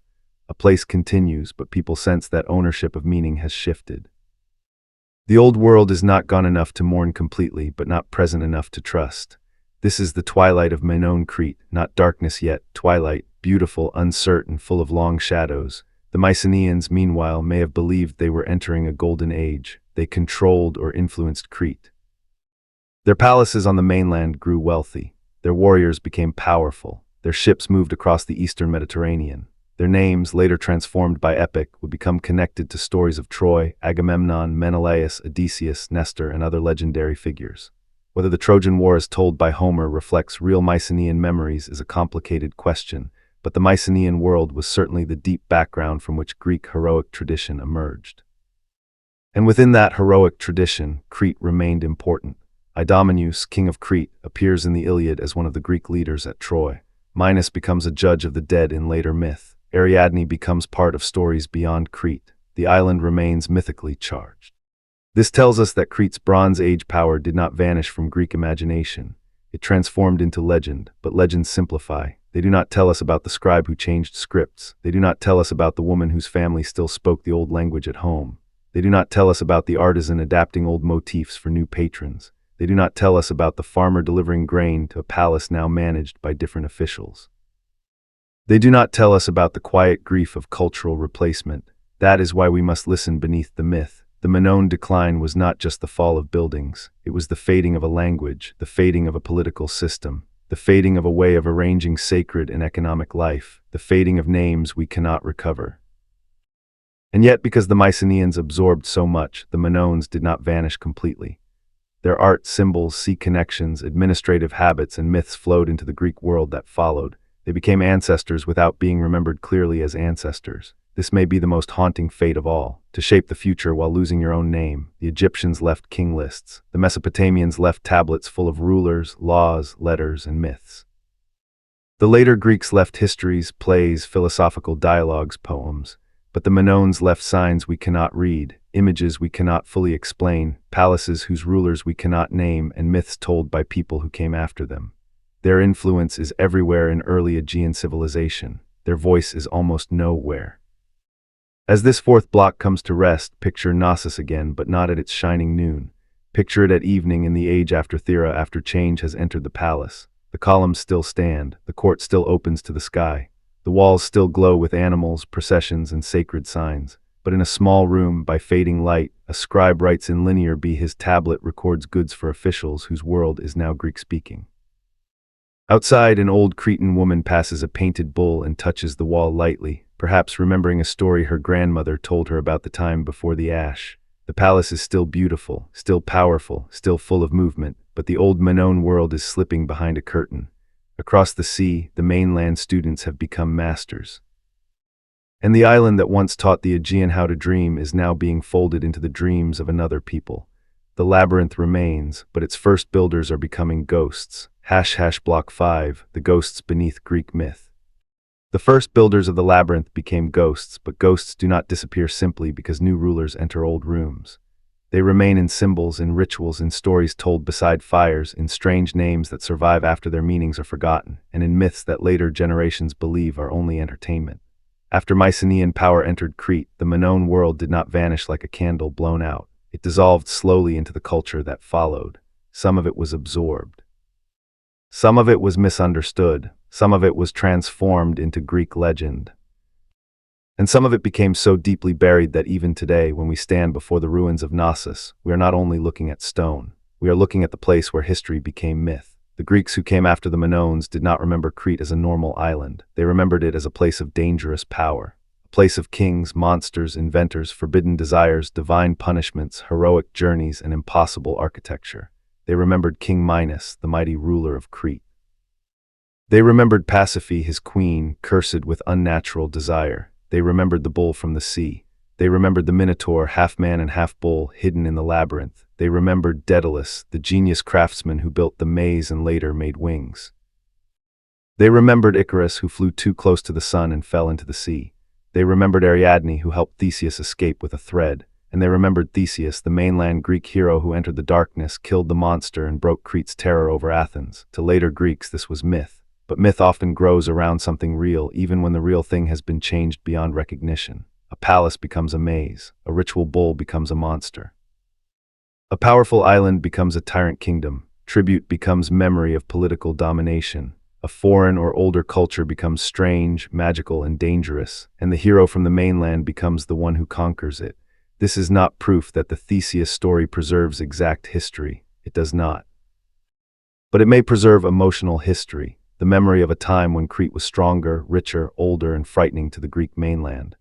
The myth says Athens sent young men and women to Crete as tribute. Perhaps this reflects a distant memory of mainland communities being under Cretan influence. Perhaps it reflects later Greek imagination trying to explain why Crete had once mattered so much. Perhaps it is simply a story of fear and liberation, but the pattern is powerful.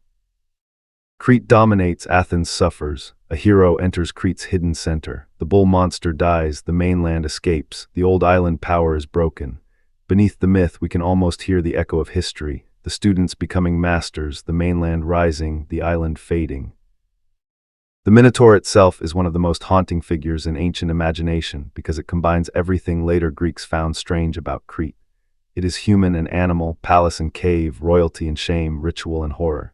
It lives hidden at the center of a structure no one can escape. It is fed by youths from abroad. It is connected to a bull, the very animal that appears again and again in Minoan art. In Minoan frescoes, humans leap over bulls with grace and control. In Greek myth, a bull-headed monster devours humans in darkness. That transformation is telling. What was once perhaps ritual performance becomes nightmare. What was once sacred power becomes shameful secret. What was once beauty and danger joined together becomes a beast that must be killed. This is how later cultures often remember older ones, not as they were, but as they need them to be. For Athens, Theseus killing the Minotaur was more than adventure. It was a story of liberation from foreign tribute. It placed Athens, not Crete, at the moral center. It turned the old island power into something monstrous and the mainland hero into the bringer of freedom. If Minoan Crete had once influenced or dominated parts of the Aegean, the myth reverses that memory by letting Athens defeat the symbol of Cretan power. But the story is not purely hostile. It is also fascinated. The labyrinth is terrifying but brilliant. Daedalus is trapped by Minos, but he is a genius. Ariadne is Cretan, but she saves the Greek hero. Cretan myth is dangerous but not stupid. It is ancient, clever, seductive, sacred, and cursed. That complexity may be why the myths survived so powerfully. They do not simply say Crete was bad. They say Crete was old, magnificent, and frightening.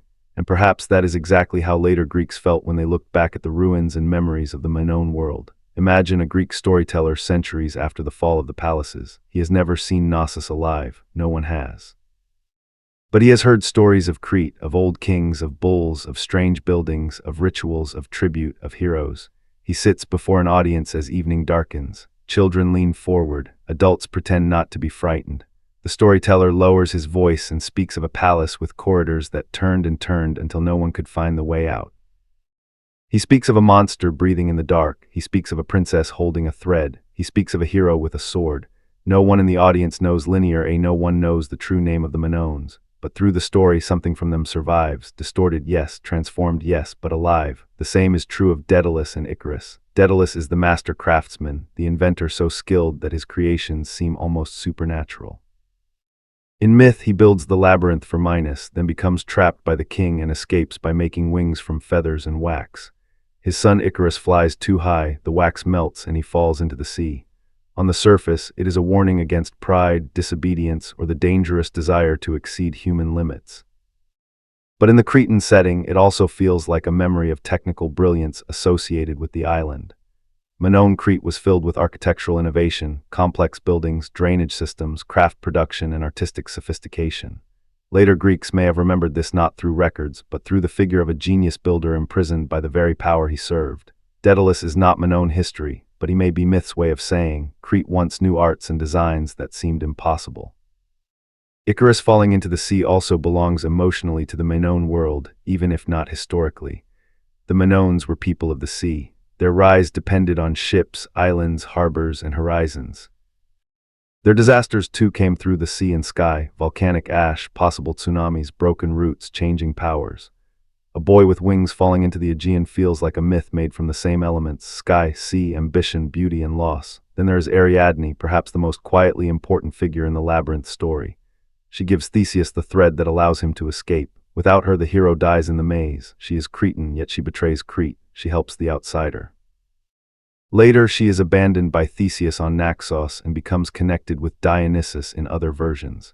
Ariadne may preserve traces of an older Cretan goddess or ritual figure, though this remains debated, but her role is striking. She is the one who understands the labyrinth. The hero has strength, but she has knowledge. He has the sword, but she has the thread. In this, Ariadne feels like a symbol of the old civilization itself, beautiful, intelligent, indispensable, yet taken into someone else's story. The mainland hero receives glory, but he survives because of a Cretan woman's secret. Perhaps that is how Greece survived its encounter with Minoan Crete too. Mainland Greece later became famous, but it carried a thread from Crete through its earliest darkness. The myths of Crete are not the only ghosts. Religion also carried shadows forward. The Minoan religious world is hard to reconstruct, but certain symbols and practices suggest deep concern with nature, animals, female figures, sacred trees, mountains, caves, and possibly a great goddess or goddesses. Later Greek religion was different, more clearly organized around named Olympian gods, heroic genealogies, and city cults. Yet some continuities may exist. Sacred caves on Crete remained important in Greek religion. The cave of Zeus on Crete became part of later myth, where the infant Zeus was hidden from his father Cronus. This is fascinating because it places the birth or protection of the king of the Greek gods in the very island of the older civilization. Again, Crete becomes the ancient sacred place beneath Greek religion. Even when the Greeks reshaped the divine world in their own image, Crete remained a land of origins. The mountains and caves that mattered to the Minoans did not lose power when the palace system fell. Sacred landscapes can outlive political systems. A cave does not stop being holy because a script disappears. A mountain does not forget offerings because a palace burns. Later worshippers may use new names, tell new myths, and imagine new gods, but the place continues to draw reverence. In that way, the Minoan sacred landscape may have survived under Greek names. This is one of the deepest forms of cultural continuity, not the survival of institutions, but the survival of awe. A child in later Crete might be told that Zeus was hidden in a cave, while long before, Minoan worshippers had entered caves with offerings for powers whose names we do not know. Different story, same darkness. Different god, same mountain. Different language, same human feeling before the sacred. But while myth preserved fragments, the actual Minoan world continued to fade. The Mycenaean period on Crete eventually suffered its own disruptions. Knossos, once transformed under Greek-speaking administration, declined as a major center. Other sites rose or fell. The larger Late Bronze Age world became increasingly unstable. The Mycenaeans themselves, who had inherited or taken over parts of the Minoan network, became part of a wider system under pressure. Across the eastern Mediterranean, palaces, kingdoms, and trade routes depended on each other in ways that were both impressive and dangerous. Egypt, the Hittite Empire, Mycenaean Greece, Cyprus, Levantan cities, and many smaller powers formed a web of diplomacy, trade, warfare, and prestige. Bronze required tin and copper from different places. Elites demanded luxury goods, palaces needed administrators, ships connected regions, messengers carried gifts and threats, treaties held enemies at a distance. For a time this system glittered. Then, around the end of the Bronze Age, much of it began to break. The causes are still debated: climate stress, drought, famine, earthquakes, internal rebellion, migration, warfare, trade disruption, piracy, systems collapse, and the mysterious sea peoples who appear in Egyptian records. It was probably not one cause. Great collapses are rarely one cause. They are usually many pressures arriving close enough together that recovery fails. The Mycenaean palaces on the mainland were destroyed or abandoned. The Hittite Empire collapsed. Cities in the Levant suffered destruction. Egypt survived but weakened. Trade networks shrank. Writing disappeared from much of Greece for centuries after the fall of the palace systems. The world of scribes, palaces, and international Bronze Age diplomacy gave way to a darker, poorer, more local age in the Aegean. For Crete, this meant another transformation. The old Minoan civilization had already faded into Mycenaean structures, and now the Mycenaean world itself was falling. Imagine the layers of loss. First, the Minoan palaces rose, then Thera erupted, then Mycenaean influence took hold, then the entire palace world of the Aegean collapsed. By the time later Greeks began to emerge from the centuries after the Bronze Age, the Minoans were no longer a remembered people in any clear historical sense. They were myth, they were Minos, they were the Labyrinth, they were Ariadne, Daedalus, Icarus, the Minotaur. The true palace economy, the linear tablets, the real language, the names of rulers, the exact rituals, the political structures, all had passed into silence. This is why the Minoans feel like a dream before history. Not because they were imaginary, but because the chain of memory broke. Later Greece remembered them through story, not record. Then modern archaeology had to rediscover them from the ground. The people we call Minoans did not call themselves Minoans, as far as we know. That name came from modern scholarship, inspired by King Minos of myth. In a strange way, the myth named the civilization after the civilization had lost its own name. Think about that. A real people lived, built, traded, worshipped, loved, feared, and died. Their own name disappeared. Thousands of years later, archaeologists uncovered their ruins and named them after a legendary king from Greek stories. Their identity returned through the imagination of the people who had transformed them into myth. That is beautiful, but also tragic. The Minoans remain known by someone else's memory. This creates one of the central tensions in studying them. We are always balancing the archaeological Minoans against the mythical Crete of the Greeks, the Palace of Knossos against the Labyrinth, bull leaping against the Minotaur, administrative complexity against King Minos, sacred caves against Zeus myths, real trade networks against sea king legends. We must not confuse myth with evidence, but we also should not dismiss myth completely. Myths are not laboratory reports, they are cultural dreams, and dreams can preserve emotional truths. The emotional truth is that Crete was remembered as older, stranger, and powerful, and that memory likely had roots. Let us imagine the long fading of Minoan memory in one family. A Cretan grandmother sits outside a house in a village generations after the old palace power has changed. She no longer lives in the world of the first palaces, perhaps no one does, but she knows songs, fragments, local stories. She tells a child about a great house with many turns, about bulls, about a lady of the mountain, about a cave where offerings were left, about the time the sea went mad, about people who came from the mainland, about old signs no one uses anymore. The child listens, remembers some details, forgets others, and later tells the story differently. Over centuries, the great house becomes a maze. The bull becomes a monster. The old ruler becomes Minos. The child's child no longer knows where memory ends and invention begins. That is how history becomes myth, not by lying but by changing shape as it passes from mouth to mouth.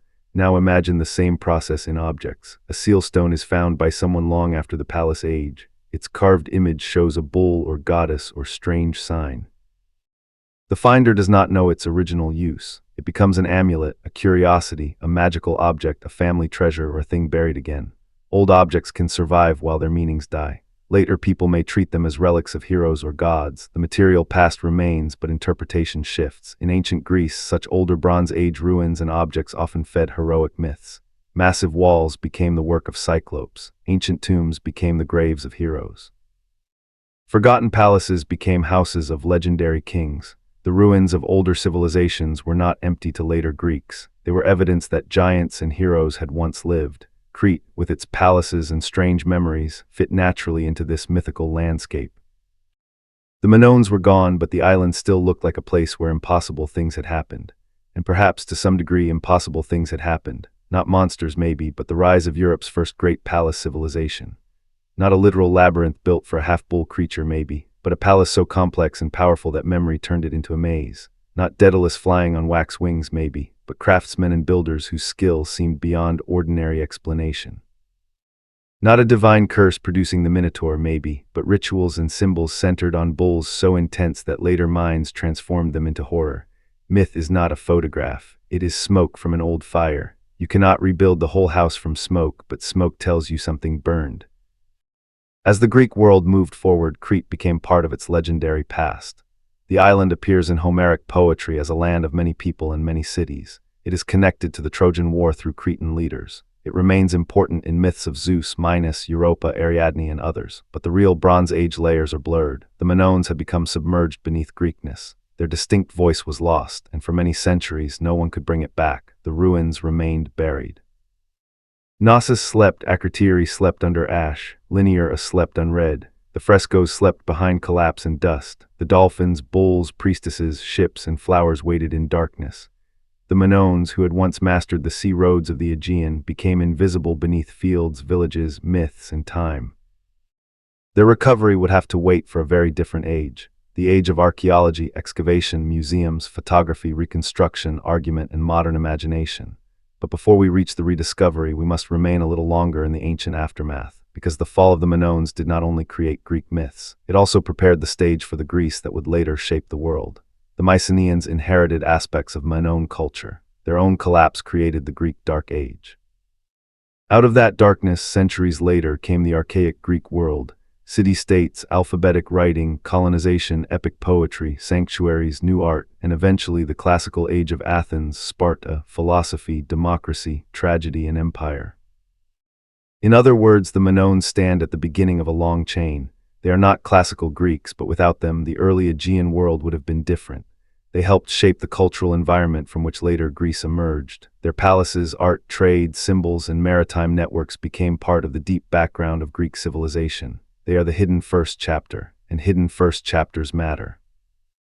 A reader may begin a book at the famous part, but the roots of the story lie earlier. Before Pericles, there was Homer. Before Homer, there was Mycenae. Before Mycenae became fully itself, there was Crete. Before Greek myth became literature, there were older memories. Before the hero entered the labyrinth, someone built the palace. Before Theseus killed the Minotaur, someone painted the bull. As this fifth block comes to rest, picture Crete not at its height, but centuries later, when the old palaces are no longer alive as they once were.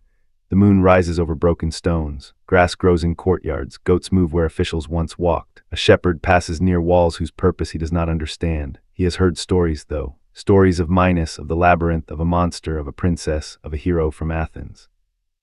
He looks at the ruins and feels that something ancient is beneath his feet. He does not know Linear, he does not know the true names of the people who made the place, but he knows the island remembers. The wind moves through the stones. Somewhere below the earth, tablets sleep. Somewhere in buried rooms, painted fragments wait. Somewhere in the caves, offerings remain in darkness.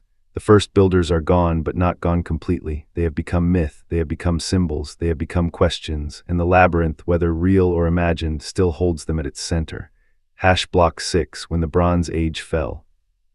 The ghosts beneath Greek myth were not the only ghosts left behind by the Minoans. There was another kind of ghost, quieter and wider, spreading across the whole eastern Mediterranean like dusk across water. It was the ghost of the Bronze Age itself. The Minoans had risen inside a world of palaces, ships, metals, scribes, elite gifts, sacred rituals, and long-distance trade. They had flourished because that world was connected.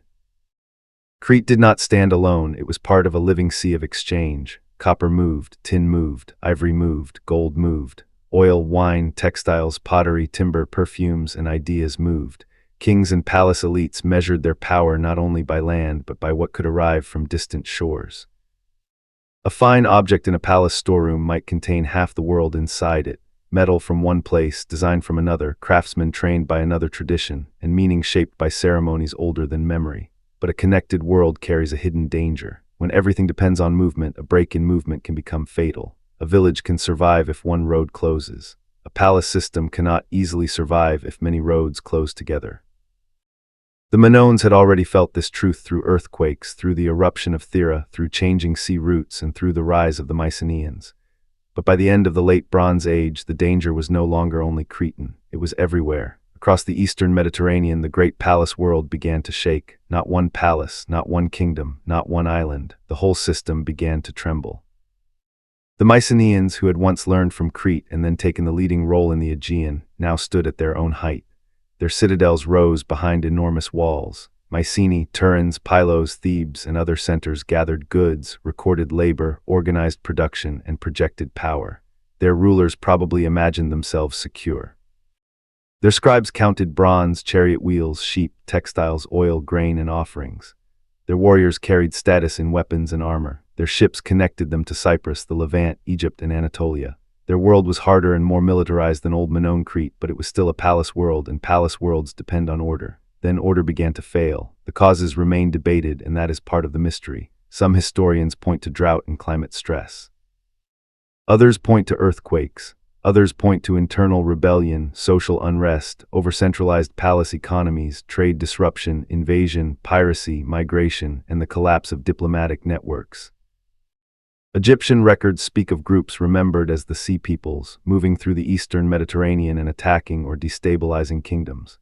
The Hittite Empire in Anatolia collapsed. Cities in the Levant were destroyed or abandoned. Cyprus suffered disruption. Mycenaean palaces burned. Egypt survived but weakened. The old international system, which had once carried luxury and power across the sea, broke apart in waves.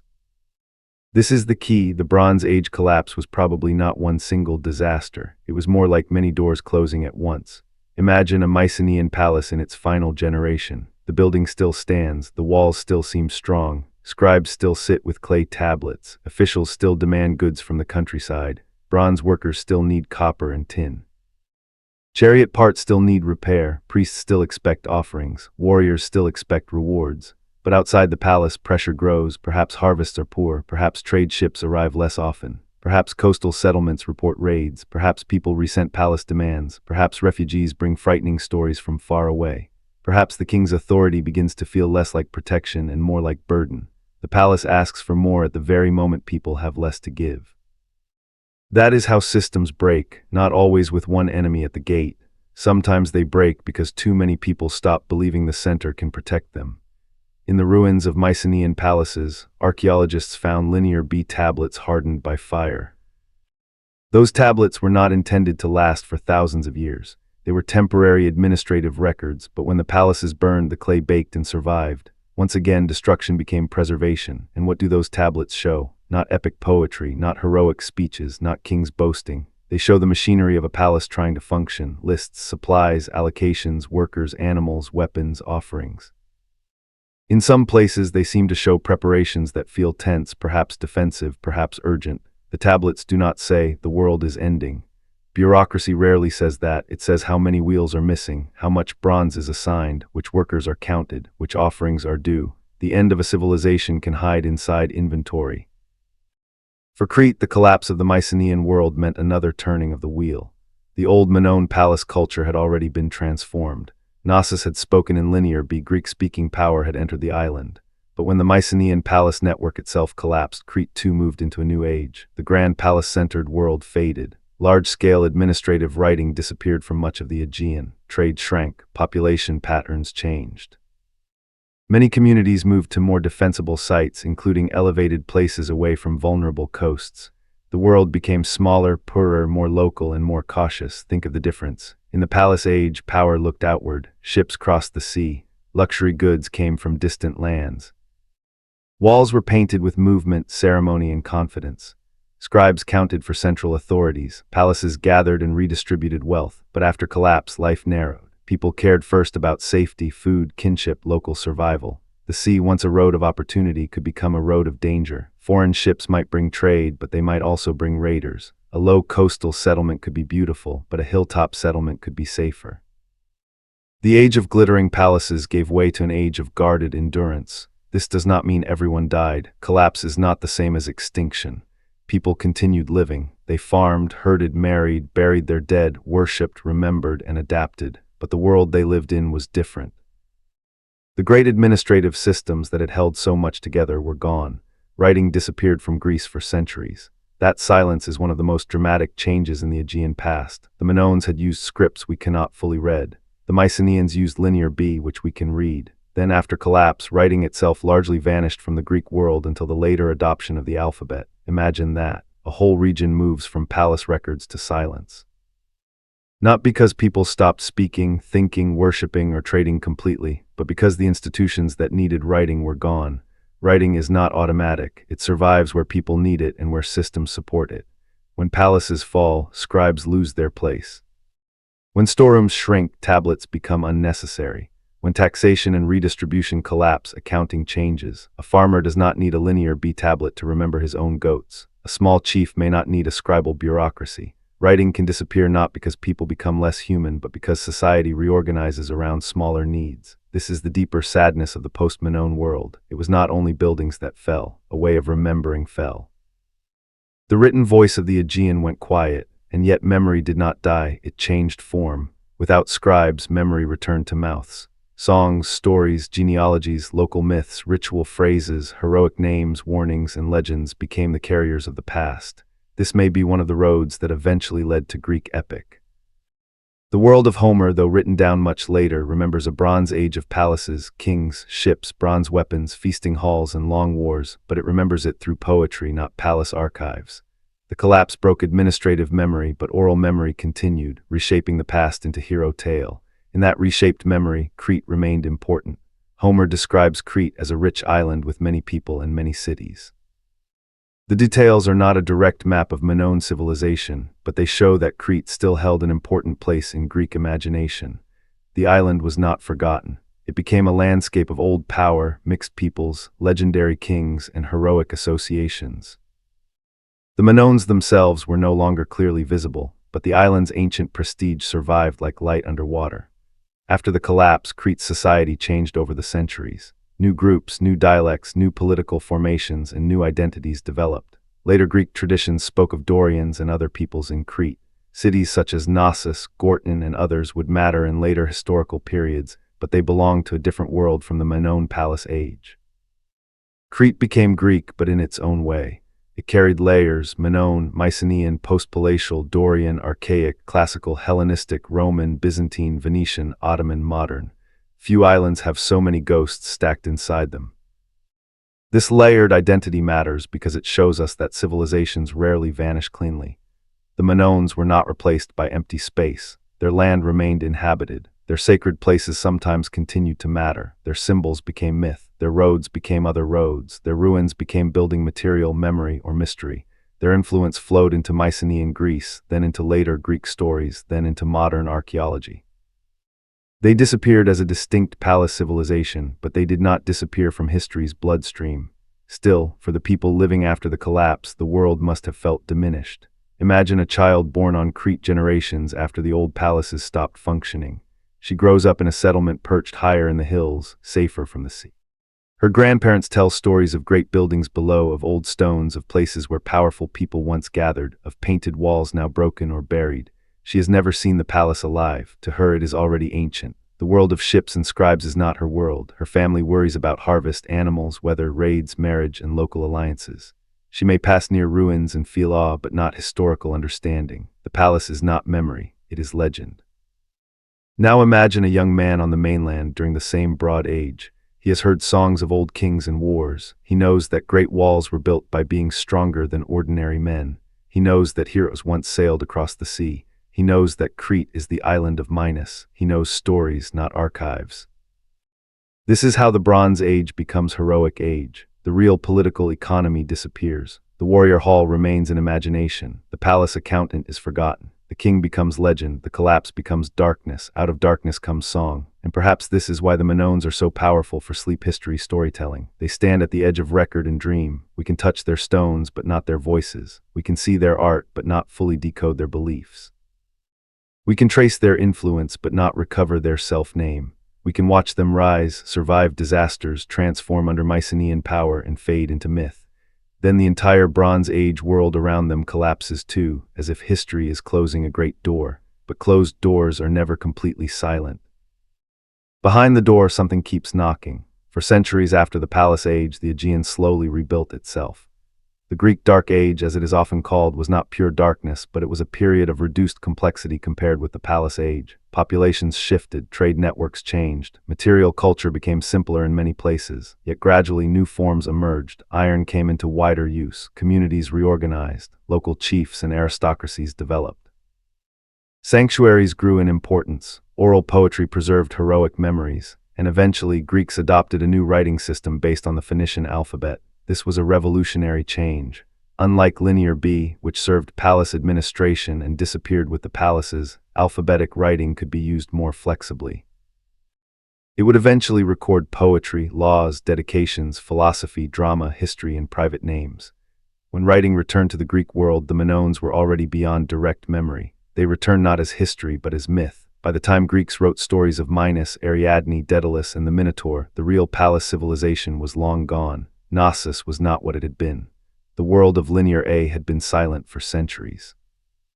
The eruption of Thera was ancient memory or no memory at all. The people who built the first palaces had no living spokesperson. So later Greeks filled the silence with narrative. This should make us humble. Much of what ancient people remembered about earlier ages was already transformed. And much of what we modern people imagine about ancient people is transformed again by our own desires. The Minoans become peaceful goddess worshippers to some, Atlantis survivors to others, sea kings to others, luxury traders to others, victims of volcanoes to others, ancestors of Greece to others. Each image contains a piece of possibility, but none should be mistaken for the whole. The truth is more delicate. The Minoans were a real Bronze Age people of Crete whose society changed over many centuries. They developed complex palatial centers, long-distance trade, administrative writing, rich art, and powerful ritual symbols. They were affected by natural disasters, including earthquakes and perhaps the Thera eruption. They influenced mainland Greece. Their palace culture declined and was transformed under Mycenaean Greek influence. Their language remains largely unread. Their memory survived through Greek myth and modern archaeology. That is the frame, but inside that frame is mystery. Who ruled Knossos? What did they call themselves? What did the bull leaping truly mean? What gods did they worship? What songs did they sing? What prayers were written in Linear A? How did ordinary farmers feel about palace power? Did women hold unusually high ritual authority? How did the Minoans experience the eruption of Thera? Was their decline gradual, violent, negotiated, or all of these in different places? What did the Mycenaean takeover feel like to those who lived through it? These questions remain like lamps in dark rooms. We can walk toward them but not always reach them.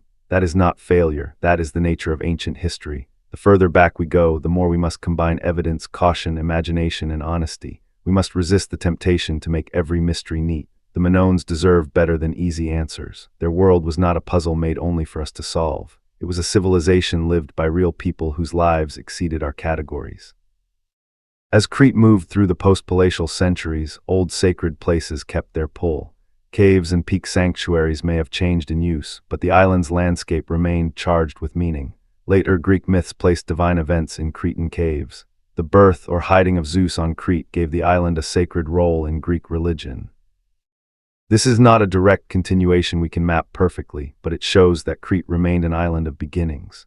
For the Greeks, it was old, sacred, and strange. That feeling may be the afterlife of the Minoans. The island itself helped preserve that feeling. Crete is not a flat, forgettable land. It has mountains that rise suddenly, gorges that cut deep, caves that breathe cold air, coastlines that open toward distant worlds, and whether that can make the sea look divine or deadly. A civilization born there could never be entirely ordinary. Its landscape demanded myth. Even modern visitors feel it. The sense that the island is both beautiful and severe, welcoming and secretive, bright with sun yet full of hidden chambers. Perhaps this is why the labyrinth remains the perfect symbol.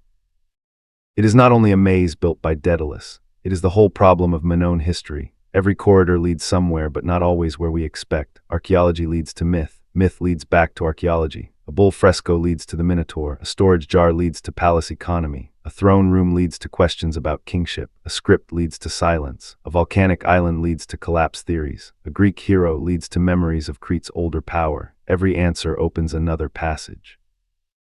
And at the center, there is no monster waiting. There is a missing voice, the voice of the Minoans themselves.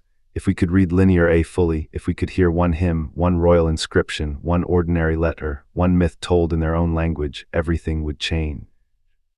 We might learn what they called their gods. We might learn names of officials, places, offerings, festivals, perhaps even rulers. We might discover that some of our assumptions are wrong. We might find that their society was more familiar than we imagined or stranger.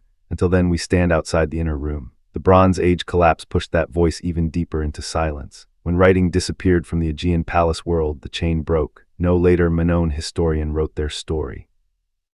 No Cretan Herodotus preserved their traditions in clear form. No Minoan Homer sang the palace age from within.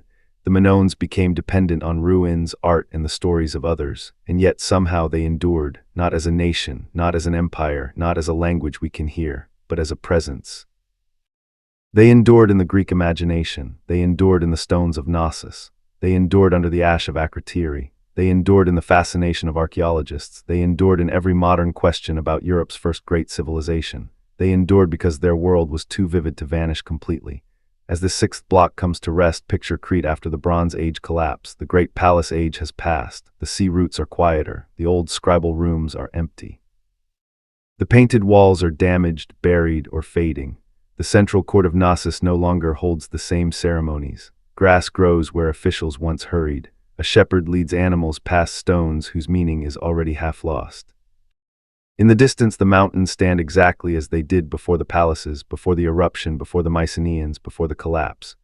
The island remains, the sea remains, the caves remain, the wind moves through broken rooms, and somewhere in the long silence after the fall a story begins to form, not yet written, not yet fixed, only spoken. A king named Minos, a maze beneath a palace, a bull-headed monster, a girl with a thread, a craftsman with wings, a boy falling into the sea. The Minoans are gone from history's daylight, but they have entered the dream of Greece. And one day, thousands of years later, people will dig into the earth of Crete and realize that beneath the dream, there really was a lost civilization waiting to be found. Block 7, the man who dug up the labyrinth. For thousands of years, the Minoans slept beneath the soil of Crete. Their palaces sank into ruin. Their painted walls broke into fragments. Their scripts hardened into silence. Their cities became fields, hills, stones, and rumors. The people who built Knossos had no living historian to defend them. No book survived to say, "This is who we were." No royal inscription stood like an Egyptian temple wall declaring names and victories. No epic in their own language carried their kings into memory. They remained beneath the earth, known only through myth, through scattered objects, through ancient Greek stories of Minos and the Labyrinth, through strange old seals found by farmers, through stones that seemed too important to be ordinary. Crete remembered them without understanding them. Shepherds walked over their ruins. Farmers plowed near their walls. Villagers found carved stones and kept them as charms. Old stories clung to the landscape. There had been a king, there had been a maze, there had been a monster, there had been a palace, but for centuries no one knew how much truth lay beneath the story. Then in the modern age, men with notebooks, money, ambition, theories, and shovels came to Crete, and the labyrinth began to rise again. The rediscovery of the Minoans was not a clean miracle. It was not one man suddenly finding a lost world where no one had suspected anything. Local Cretans had known there were ancient remains. Early travelers had guessed. Scholars had heard of Knossos.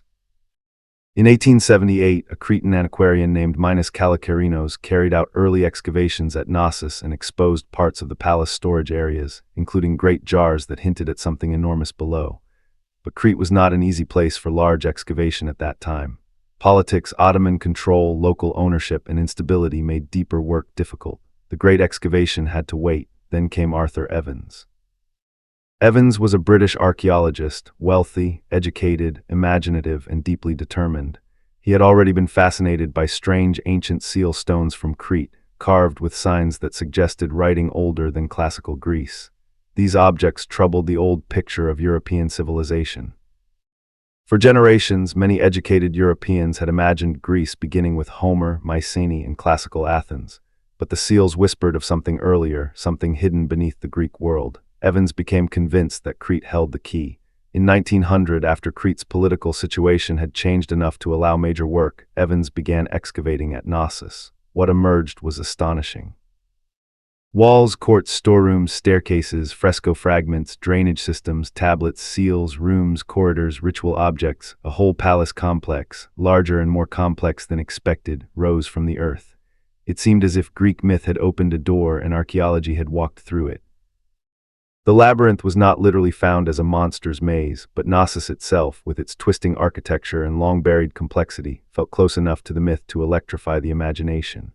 Evans believed he had found the palace of King Minos, and because of Minos he gave the civilization a name, Minoan. This is one of history's strangest rebirths. A lost people regained a name, but the name came from someone else's myth.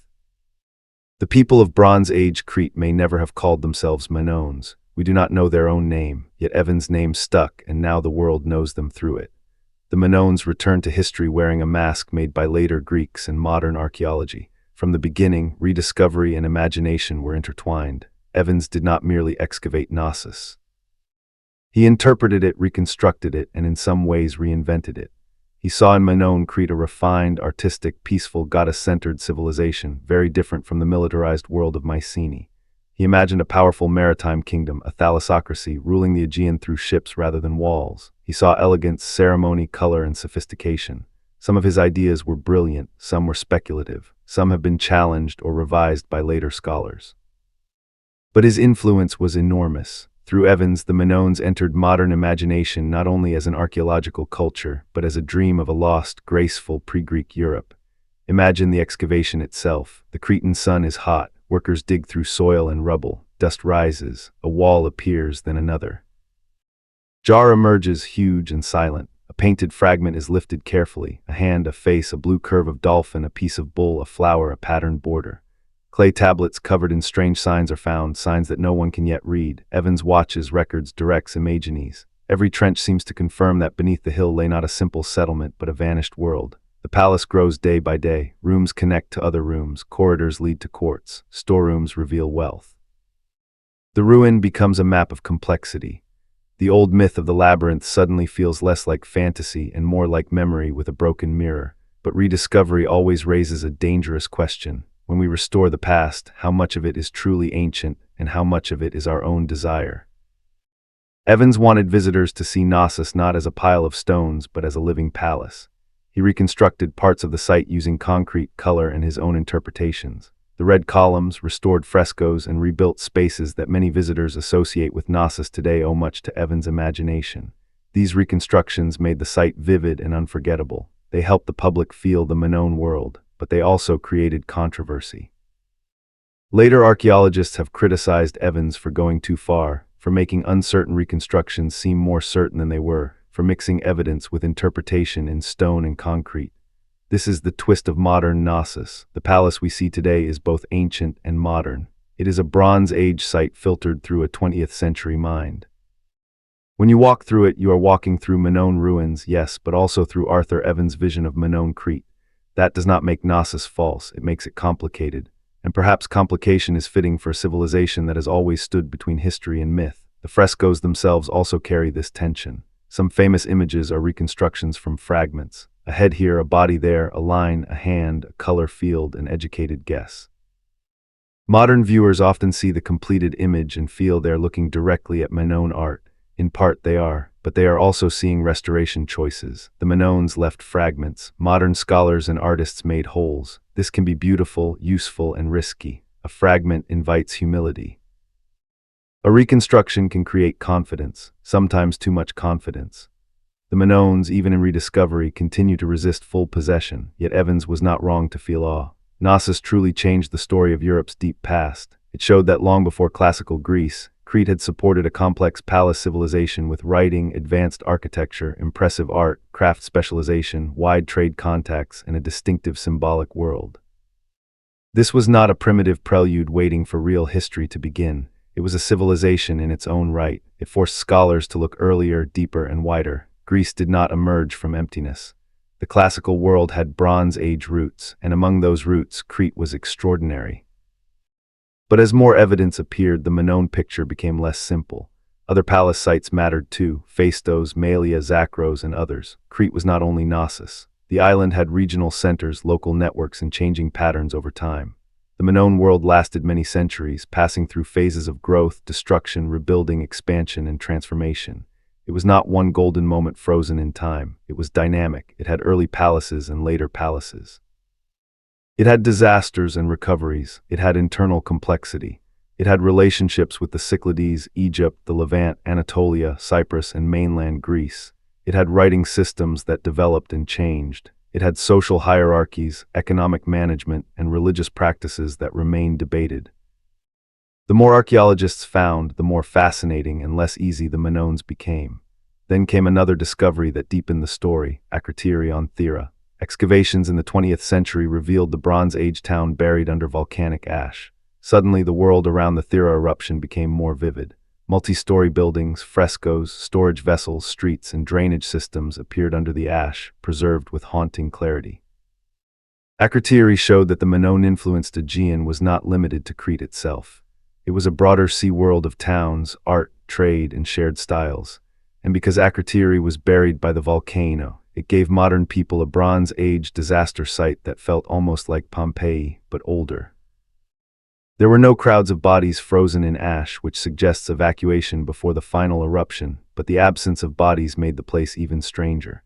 A town preserved without its people, rooms waiting for a return that never came, frescoes still bright but voices gone. Akrotiri intensified the great question: how much did Thera's eruption damage Minoan Crete? For decades, scholars debated whether the volcano caused the collapse of the Minoans. The dramatic version was tempting: a beautiful island civilization, a massive eruption, tsunamis, ash, destruction, and collapse. It sounded almost mythic, almost like Atlantis, but archaeology made the story more complex. Minoan civilization continued after the eruption. Knossos and other sites did not simply vanish immediately. The eruption may have been devastating, but it was not the whole explanation. It may have weakened the system, disrupted trade, damaged coastal areas, shaken belief, and created opportunities for Mycenaean expansion. But decline unfolded through multiple factors over time. Once again, the easy story had to become deeper. The Minoans were not destroyed by one cinematic explosion. They were transformed by a chain of pressures: natural disasters, political shifts, economic vulnerabilities, mainland ambitions, and the eventual collapse of the wider Bronze Age world. Modern science added new tools to the mystery. Archaeologists studied pottery sequences, radiocarbon dates, ash layers, building phases, trade goods, bones, seeds, ship routes, residue in jars, and environmental evidence. Each new method changed the questions. Was the Thera eruption in the 17th century BCE or later? How did it align with Egyptian chronology? How far did ash fall? What damage did tsunamis cause on northern Crete? How did palace rebuilding relate to disaster phases? How did Mycenaean material culture appear on Crete? These questions may sound technical, but they matter because chronology is the skeleton of history. If events are placed in the wrong order, causes become illusions. A disaster that happens before a decline may be a cause. A disaster that happens generations earlier may be a wound, not the final blow. The Minoans force historians to be patient with time, but public imagination often runs faster than evidence. The Minoans became linked in popular culture with Atlantis, peaceful goddess worship, matriarchy, lost wisdom, ancient sea empires, and even modern fantasies of a vanished golden age. Some of these ideas contain small sparks from real evidence: powerful female imagery, sea trade, volcanic disaster, beautiful palaces, mysterious scripts, but sparks can become wildfires. The temptation is to make the Minoans into whatever we need them to be: peaceful alternative to warlike civilizations, mystical ancestors, victims of nature, guardians of forgotten knowledge, or the true Atlantis. The danger is that the real people disappear behind our dreams. They become symbols again, just as they became myth for the Greeks. A careful history must resist that. It must allow them to be strange without turning them into fantasy. It must allow women to be prominent in art without automatically claiming modern equality. It must allow the absence of massive fortifications at some palace sites without declaring them perfectly peaceful. It must allow bull ritual without inventing certainty. It must allow mystery without filling every silence.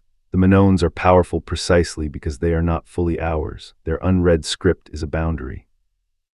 It reminds us that not every ancient mind can be possessed by modern explanation. Still, what we can know is extraordinary. We know they built complex palace centers. We know they used administrative systems. We know they traded widely. We know their art celebrated movement, nature, ritual, and elite display. We know bulls mattered. We know caves and peak sanctuaries mattered. We know they used scripts, including Linear A. We know they influenced the Mycenaeans. We know their civilization changed after disasters and eventually lost its independent palace identity. We know later Greeks remembered Crete through myth. We know modern excavation brought them back into history. That is enough for wonder. Arthur Evans' Knossos became the stage where much of this wonder first reached the world. Visitors saw restored columns, painted walls, the so-called throne room, storage magazines, staircases, and courts. They imagined Minos. They imagined priestesses. They imagined bull leapers. They imagined the labyrinth.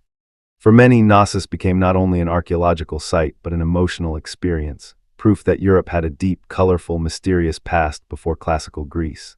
The Minoans became glamorous in a way few archaeological cultures do, but glamour can distort. Evans' reconstructions made Knossos memorable, but they also shaped what people expected Minoan Crete to be. Later scholarship had to separate evidence from Evans' interpretations. Was there really a peaceful Minoan empire? How centralized was Knossos' power? Were the palaces royal residences, temples, administrative centers, or all of these? Did Minoan religion revolve around a great goddess? How much of the art reflects everyday life and how much is ceremonial symbolism? Was bull leaping a real performance? Did the labyrinth myth truly derive from Knossos? The answers remain careful, partial, and debated. This is not a weakness of Minoan studies, it is the sign of a living field. Dead history is the kind where no one asks new questions. Minoan history is alive because every discovery shifts the maze. In that sense, the labyrinth is still working. Scholars enter with one thread: pottery chronology, script analysis, architecture, environmental data, myth, trade networks, and try to find their way. Some paths lead to insight, some lead to dead ends, some loop back to old questions. The Minotaur is gone, but the maze remains, and at the center is not a monster, but a civilization whose deepest voice is still locked in signs. Imagine, for a moment, if Linear A were deciphered tomorrow. The world would shift, suddenly tablets that now seem mute could speak. We might learn names of commodities, officials, gods, places, rituals, perhaps even social titles. We might discover whether the language was related to any known family or something more isolated. We might find that some interpretations of Minoan religion are wrong. We might confirm others. We might learn what they called Knossos. We might learn what they called themselves. The lost civilization would not be fully solved, but one of its doors would open. Until then, the silence remains part of the story. Modern Crete carries the Minoans everywhere. In museums, guidebooks, souvenirs, school lessons, archaeological sites, cultural identity, tourism, and local pride, the Minoans have become part of the island's modern self-image. The snake goddess, bull leapers, dolphins, double axes, and red columns appear again and again. This is another afterlife. The civilization that lost its own name now helps name Crete to the world. People travel thousands of miles to walk through Knossos. They stand in reconstructed rooms, look at copies of frescoes, visit the Heraclean Archaeological Museum, and feel that they are close to something ancient and almost unreachable. Tourism can simplify, but it also spreads fascination, and fascination keeps the past alive. Yet the best way to approach the Minoans is not as a solved mystery or a tourist image, but as a human world. Behind every palace wall were people. Behind every fresco was labor. Behind every tablet was a scribe. Behind every jar was someone who harvested, pressed, carried, sealed, counted, or consumed. Behind every ritual object was belief, fear, hope, or obligation. Behind every myth was memory. The Minoans were not only beautiful art and mysterious symbols. They were a society of real human lives, organized through power and shaped by environment. They had elites and workers, ceremonies and storage rooms, sailors and farmers, children and elders, disasters and recoveries. They were not a dream. They became a dream after they were gone. That distinction matters. Rediscovery should not turn them into fantasy again. It should bring them closer to reality, even when reality remains incomplete. As this seventh block settles into evening, picture Arthur Evans standing at Knossos in the early years of excavation. The sun is lowering over Crete. Workers have gone quiet. A newly uncovered wall glows in the fading light. Nearby, a great storage jar stands where it stood thousands of years before. Evans looks over the site and sees more than stones. He sees Minos, palaces, priestesses, sea power, ancient Europe, the labyrinth. Some of what he sees is true, some is imagination, some is both. Now picture the same place thousands of years earlier. A Minoan scribe walks where Evans will one day stand. He carries a clay tablet marked in signs we cannot read. He hears workers in the distance, smells oil from the storerooms, sees painted walls bright with color. To him, the palace is not lost, it is the center of the world. Between the scribe and Evans lies collapse, myth, silence, burial, rediscovery, reconstruction, and debate. Between them lies the whole journey of the Minoans, from living civilization to forgotten ruins, to Greek legend to modern mystery. The palace became a labyrinth twice, first in myth, then in scholarship. And we are still walking through it, following threads left by farmers, scribes, artists, sailors, priests, archaeologists, and storytellers, hoping that somewhere in the turns of stone and silence, the lost island will speak a little more. Block 8, the civilization that refused to stay lost. The Minoans return to the world in fragments, but fragments can be powerful. A painted hand, a bull's horn, a broken seal stone, a clay tablet no one can read, a staircase rising from ruin, a storage jar taller than a child, a red column restored against the Cretan sun, a blue dolphin swimming forever across plaster. None of these things can speak in the way a living person speaks, yet together they form a kind of voice. Not a clear voice, not a complete voice, but a voice made of color, stone, silence, and survival. And perhaps that is why the Minoans still feel alive. They do not tell us everything. They invite us closer, then hold something back. They let us see enough to wonder, but not enough to finish the story. That may be their final power. Egypt overwhelms us with monuments. Mesopotamia speaks through tablets. Greece argues with us through philosophy, tragedy, poetry, and history.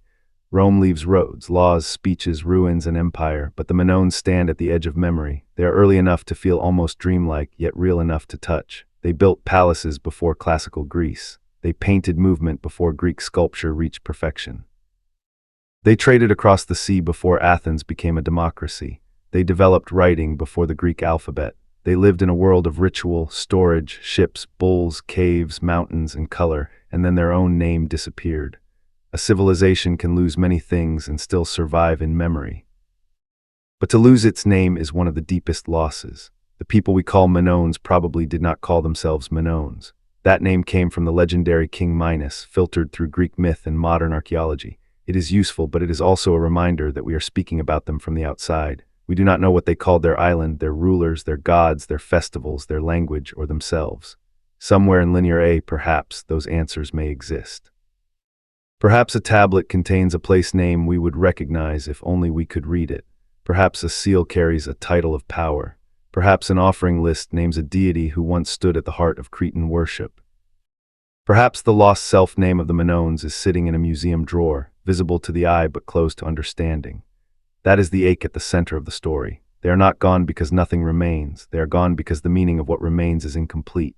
And still, what remains is extraordinary. The ruins of Knossos, Phaistos, Malia, Zakros, and other sites show that Bronze Age Crete was not a simple prelude to later Greece.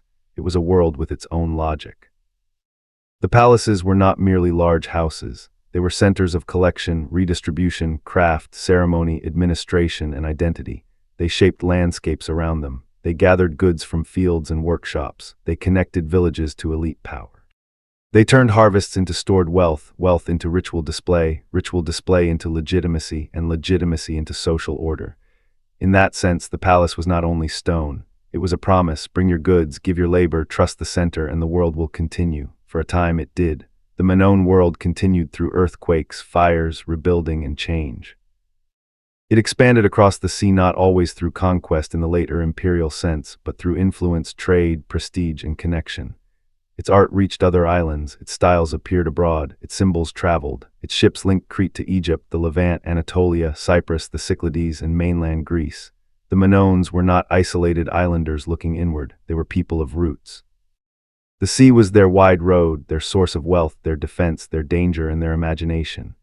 You can feel that in their art. Dolphins swim as if the wall itself has become water. Fish, shells, octopuses, birds, flowers, lilies, monkeys, and bulls fill their visual world. Their images are not stiff records of conquest. They are filled with motion. This does not mean the Minoans were peaceful in the modern romantic sense. No complex ancient society should be turned into a fantasy of innocence. But it does mean they chose to represent power differently from many other ancient cultures. Where other civilizations placed kings smiting enemies on palace walls, Minoan Crete often gives us ceremony, nature, animals, processions, and bodies in motion.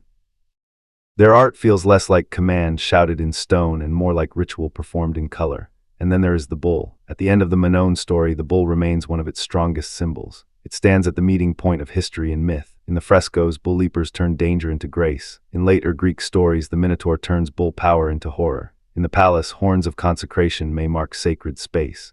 In myth, the bull becomes divine punishment and monstrous birth. The same symbol moves across time, changing shape as cultures change.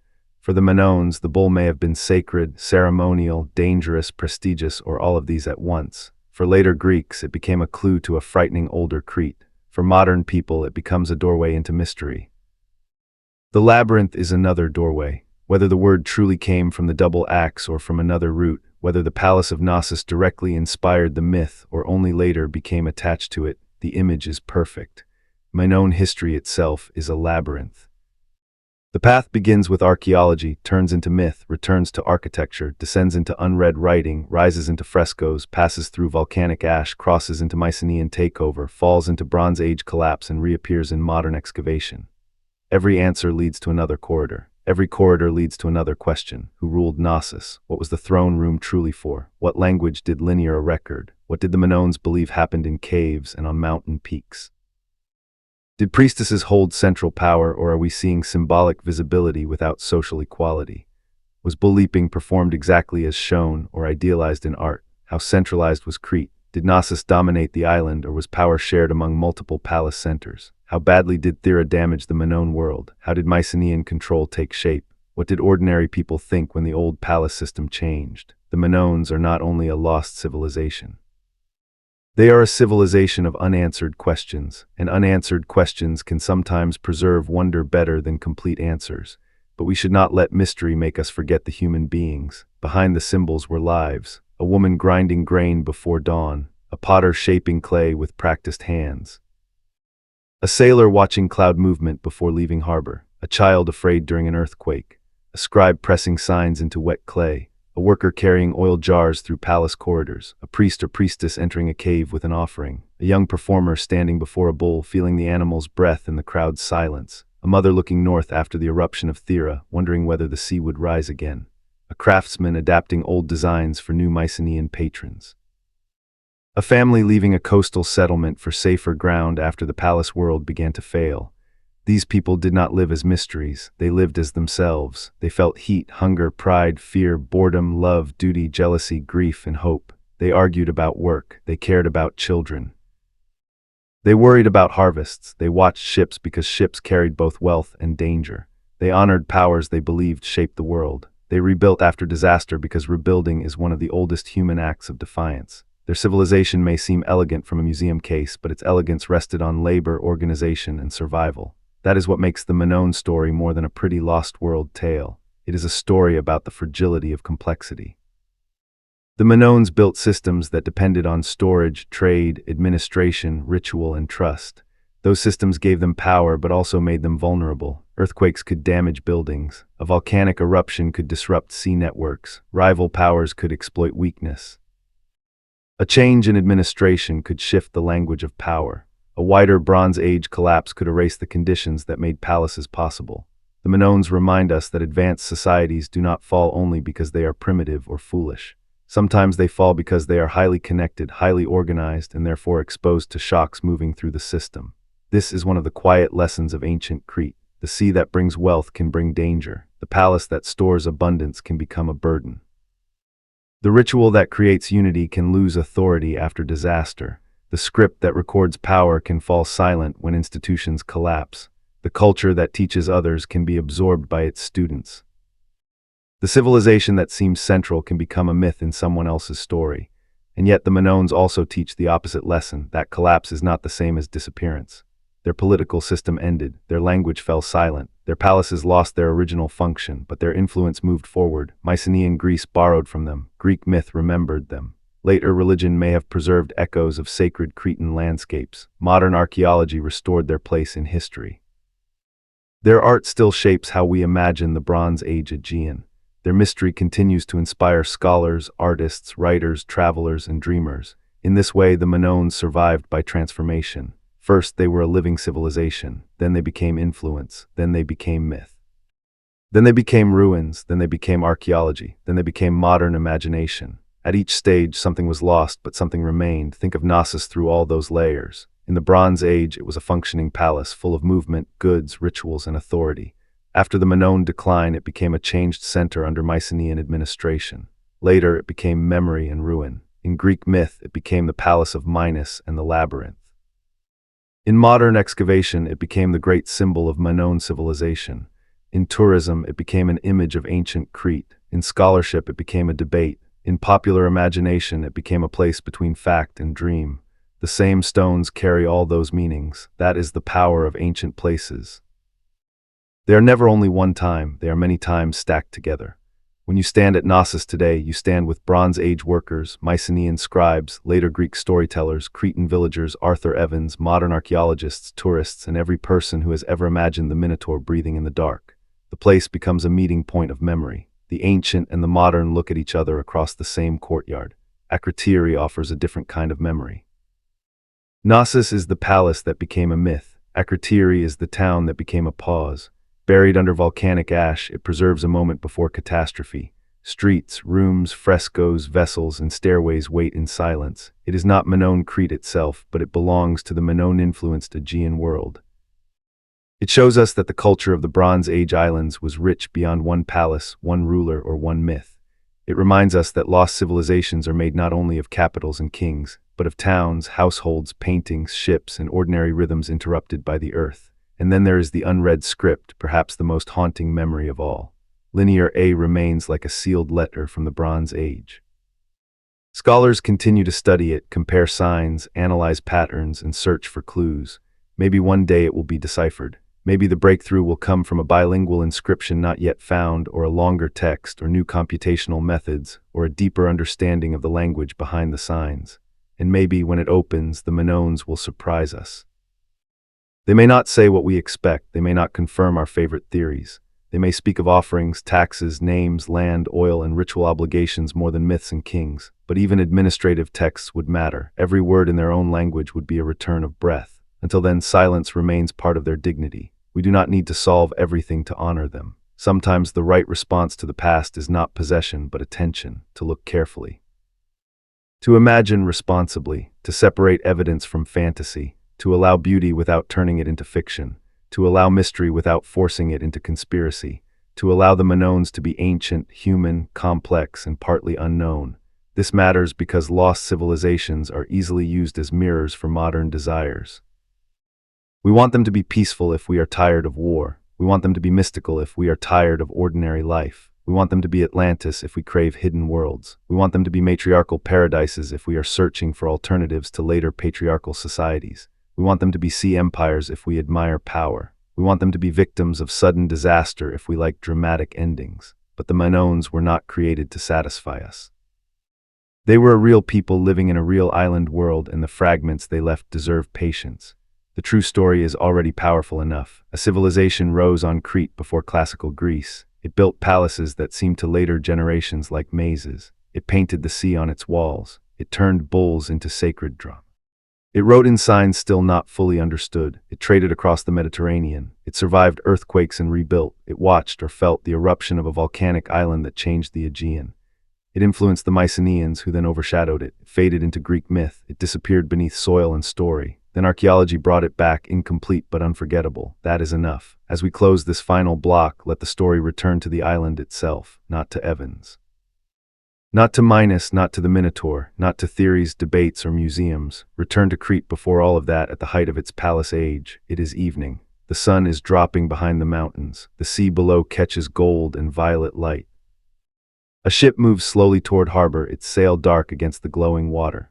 At Knossos, lamps are being lit. The central court is cooling after the heat of the day.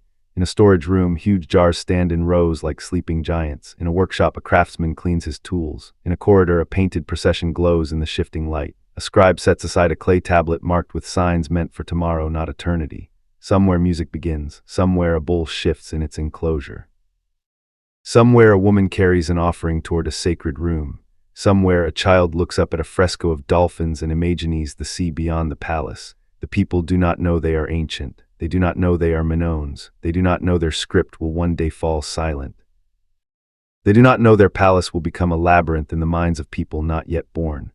They do not know that a volcano will bury Crete, that mainland Greeks will enter their world, that Bronze Age palaces will collapse, that their own name will vanish, that thousands of years later strangers will dig through dust and call them Europe's first lost civilization. They only know the evening, the warm stone, the smell of oil and sea air, the sound of footsteps, the ritual approaching, the island beneath them.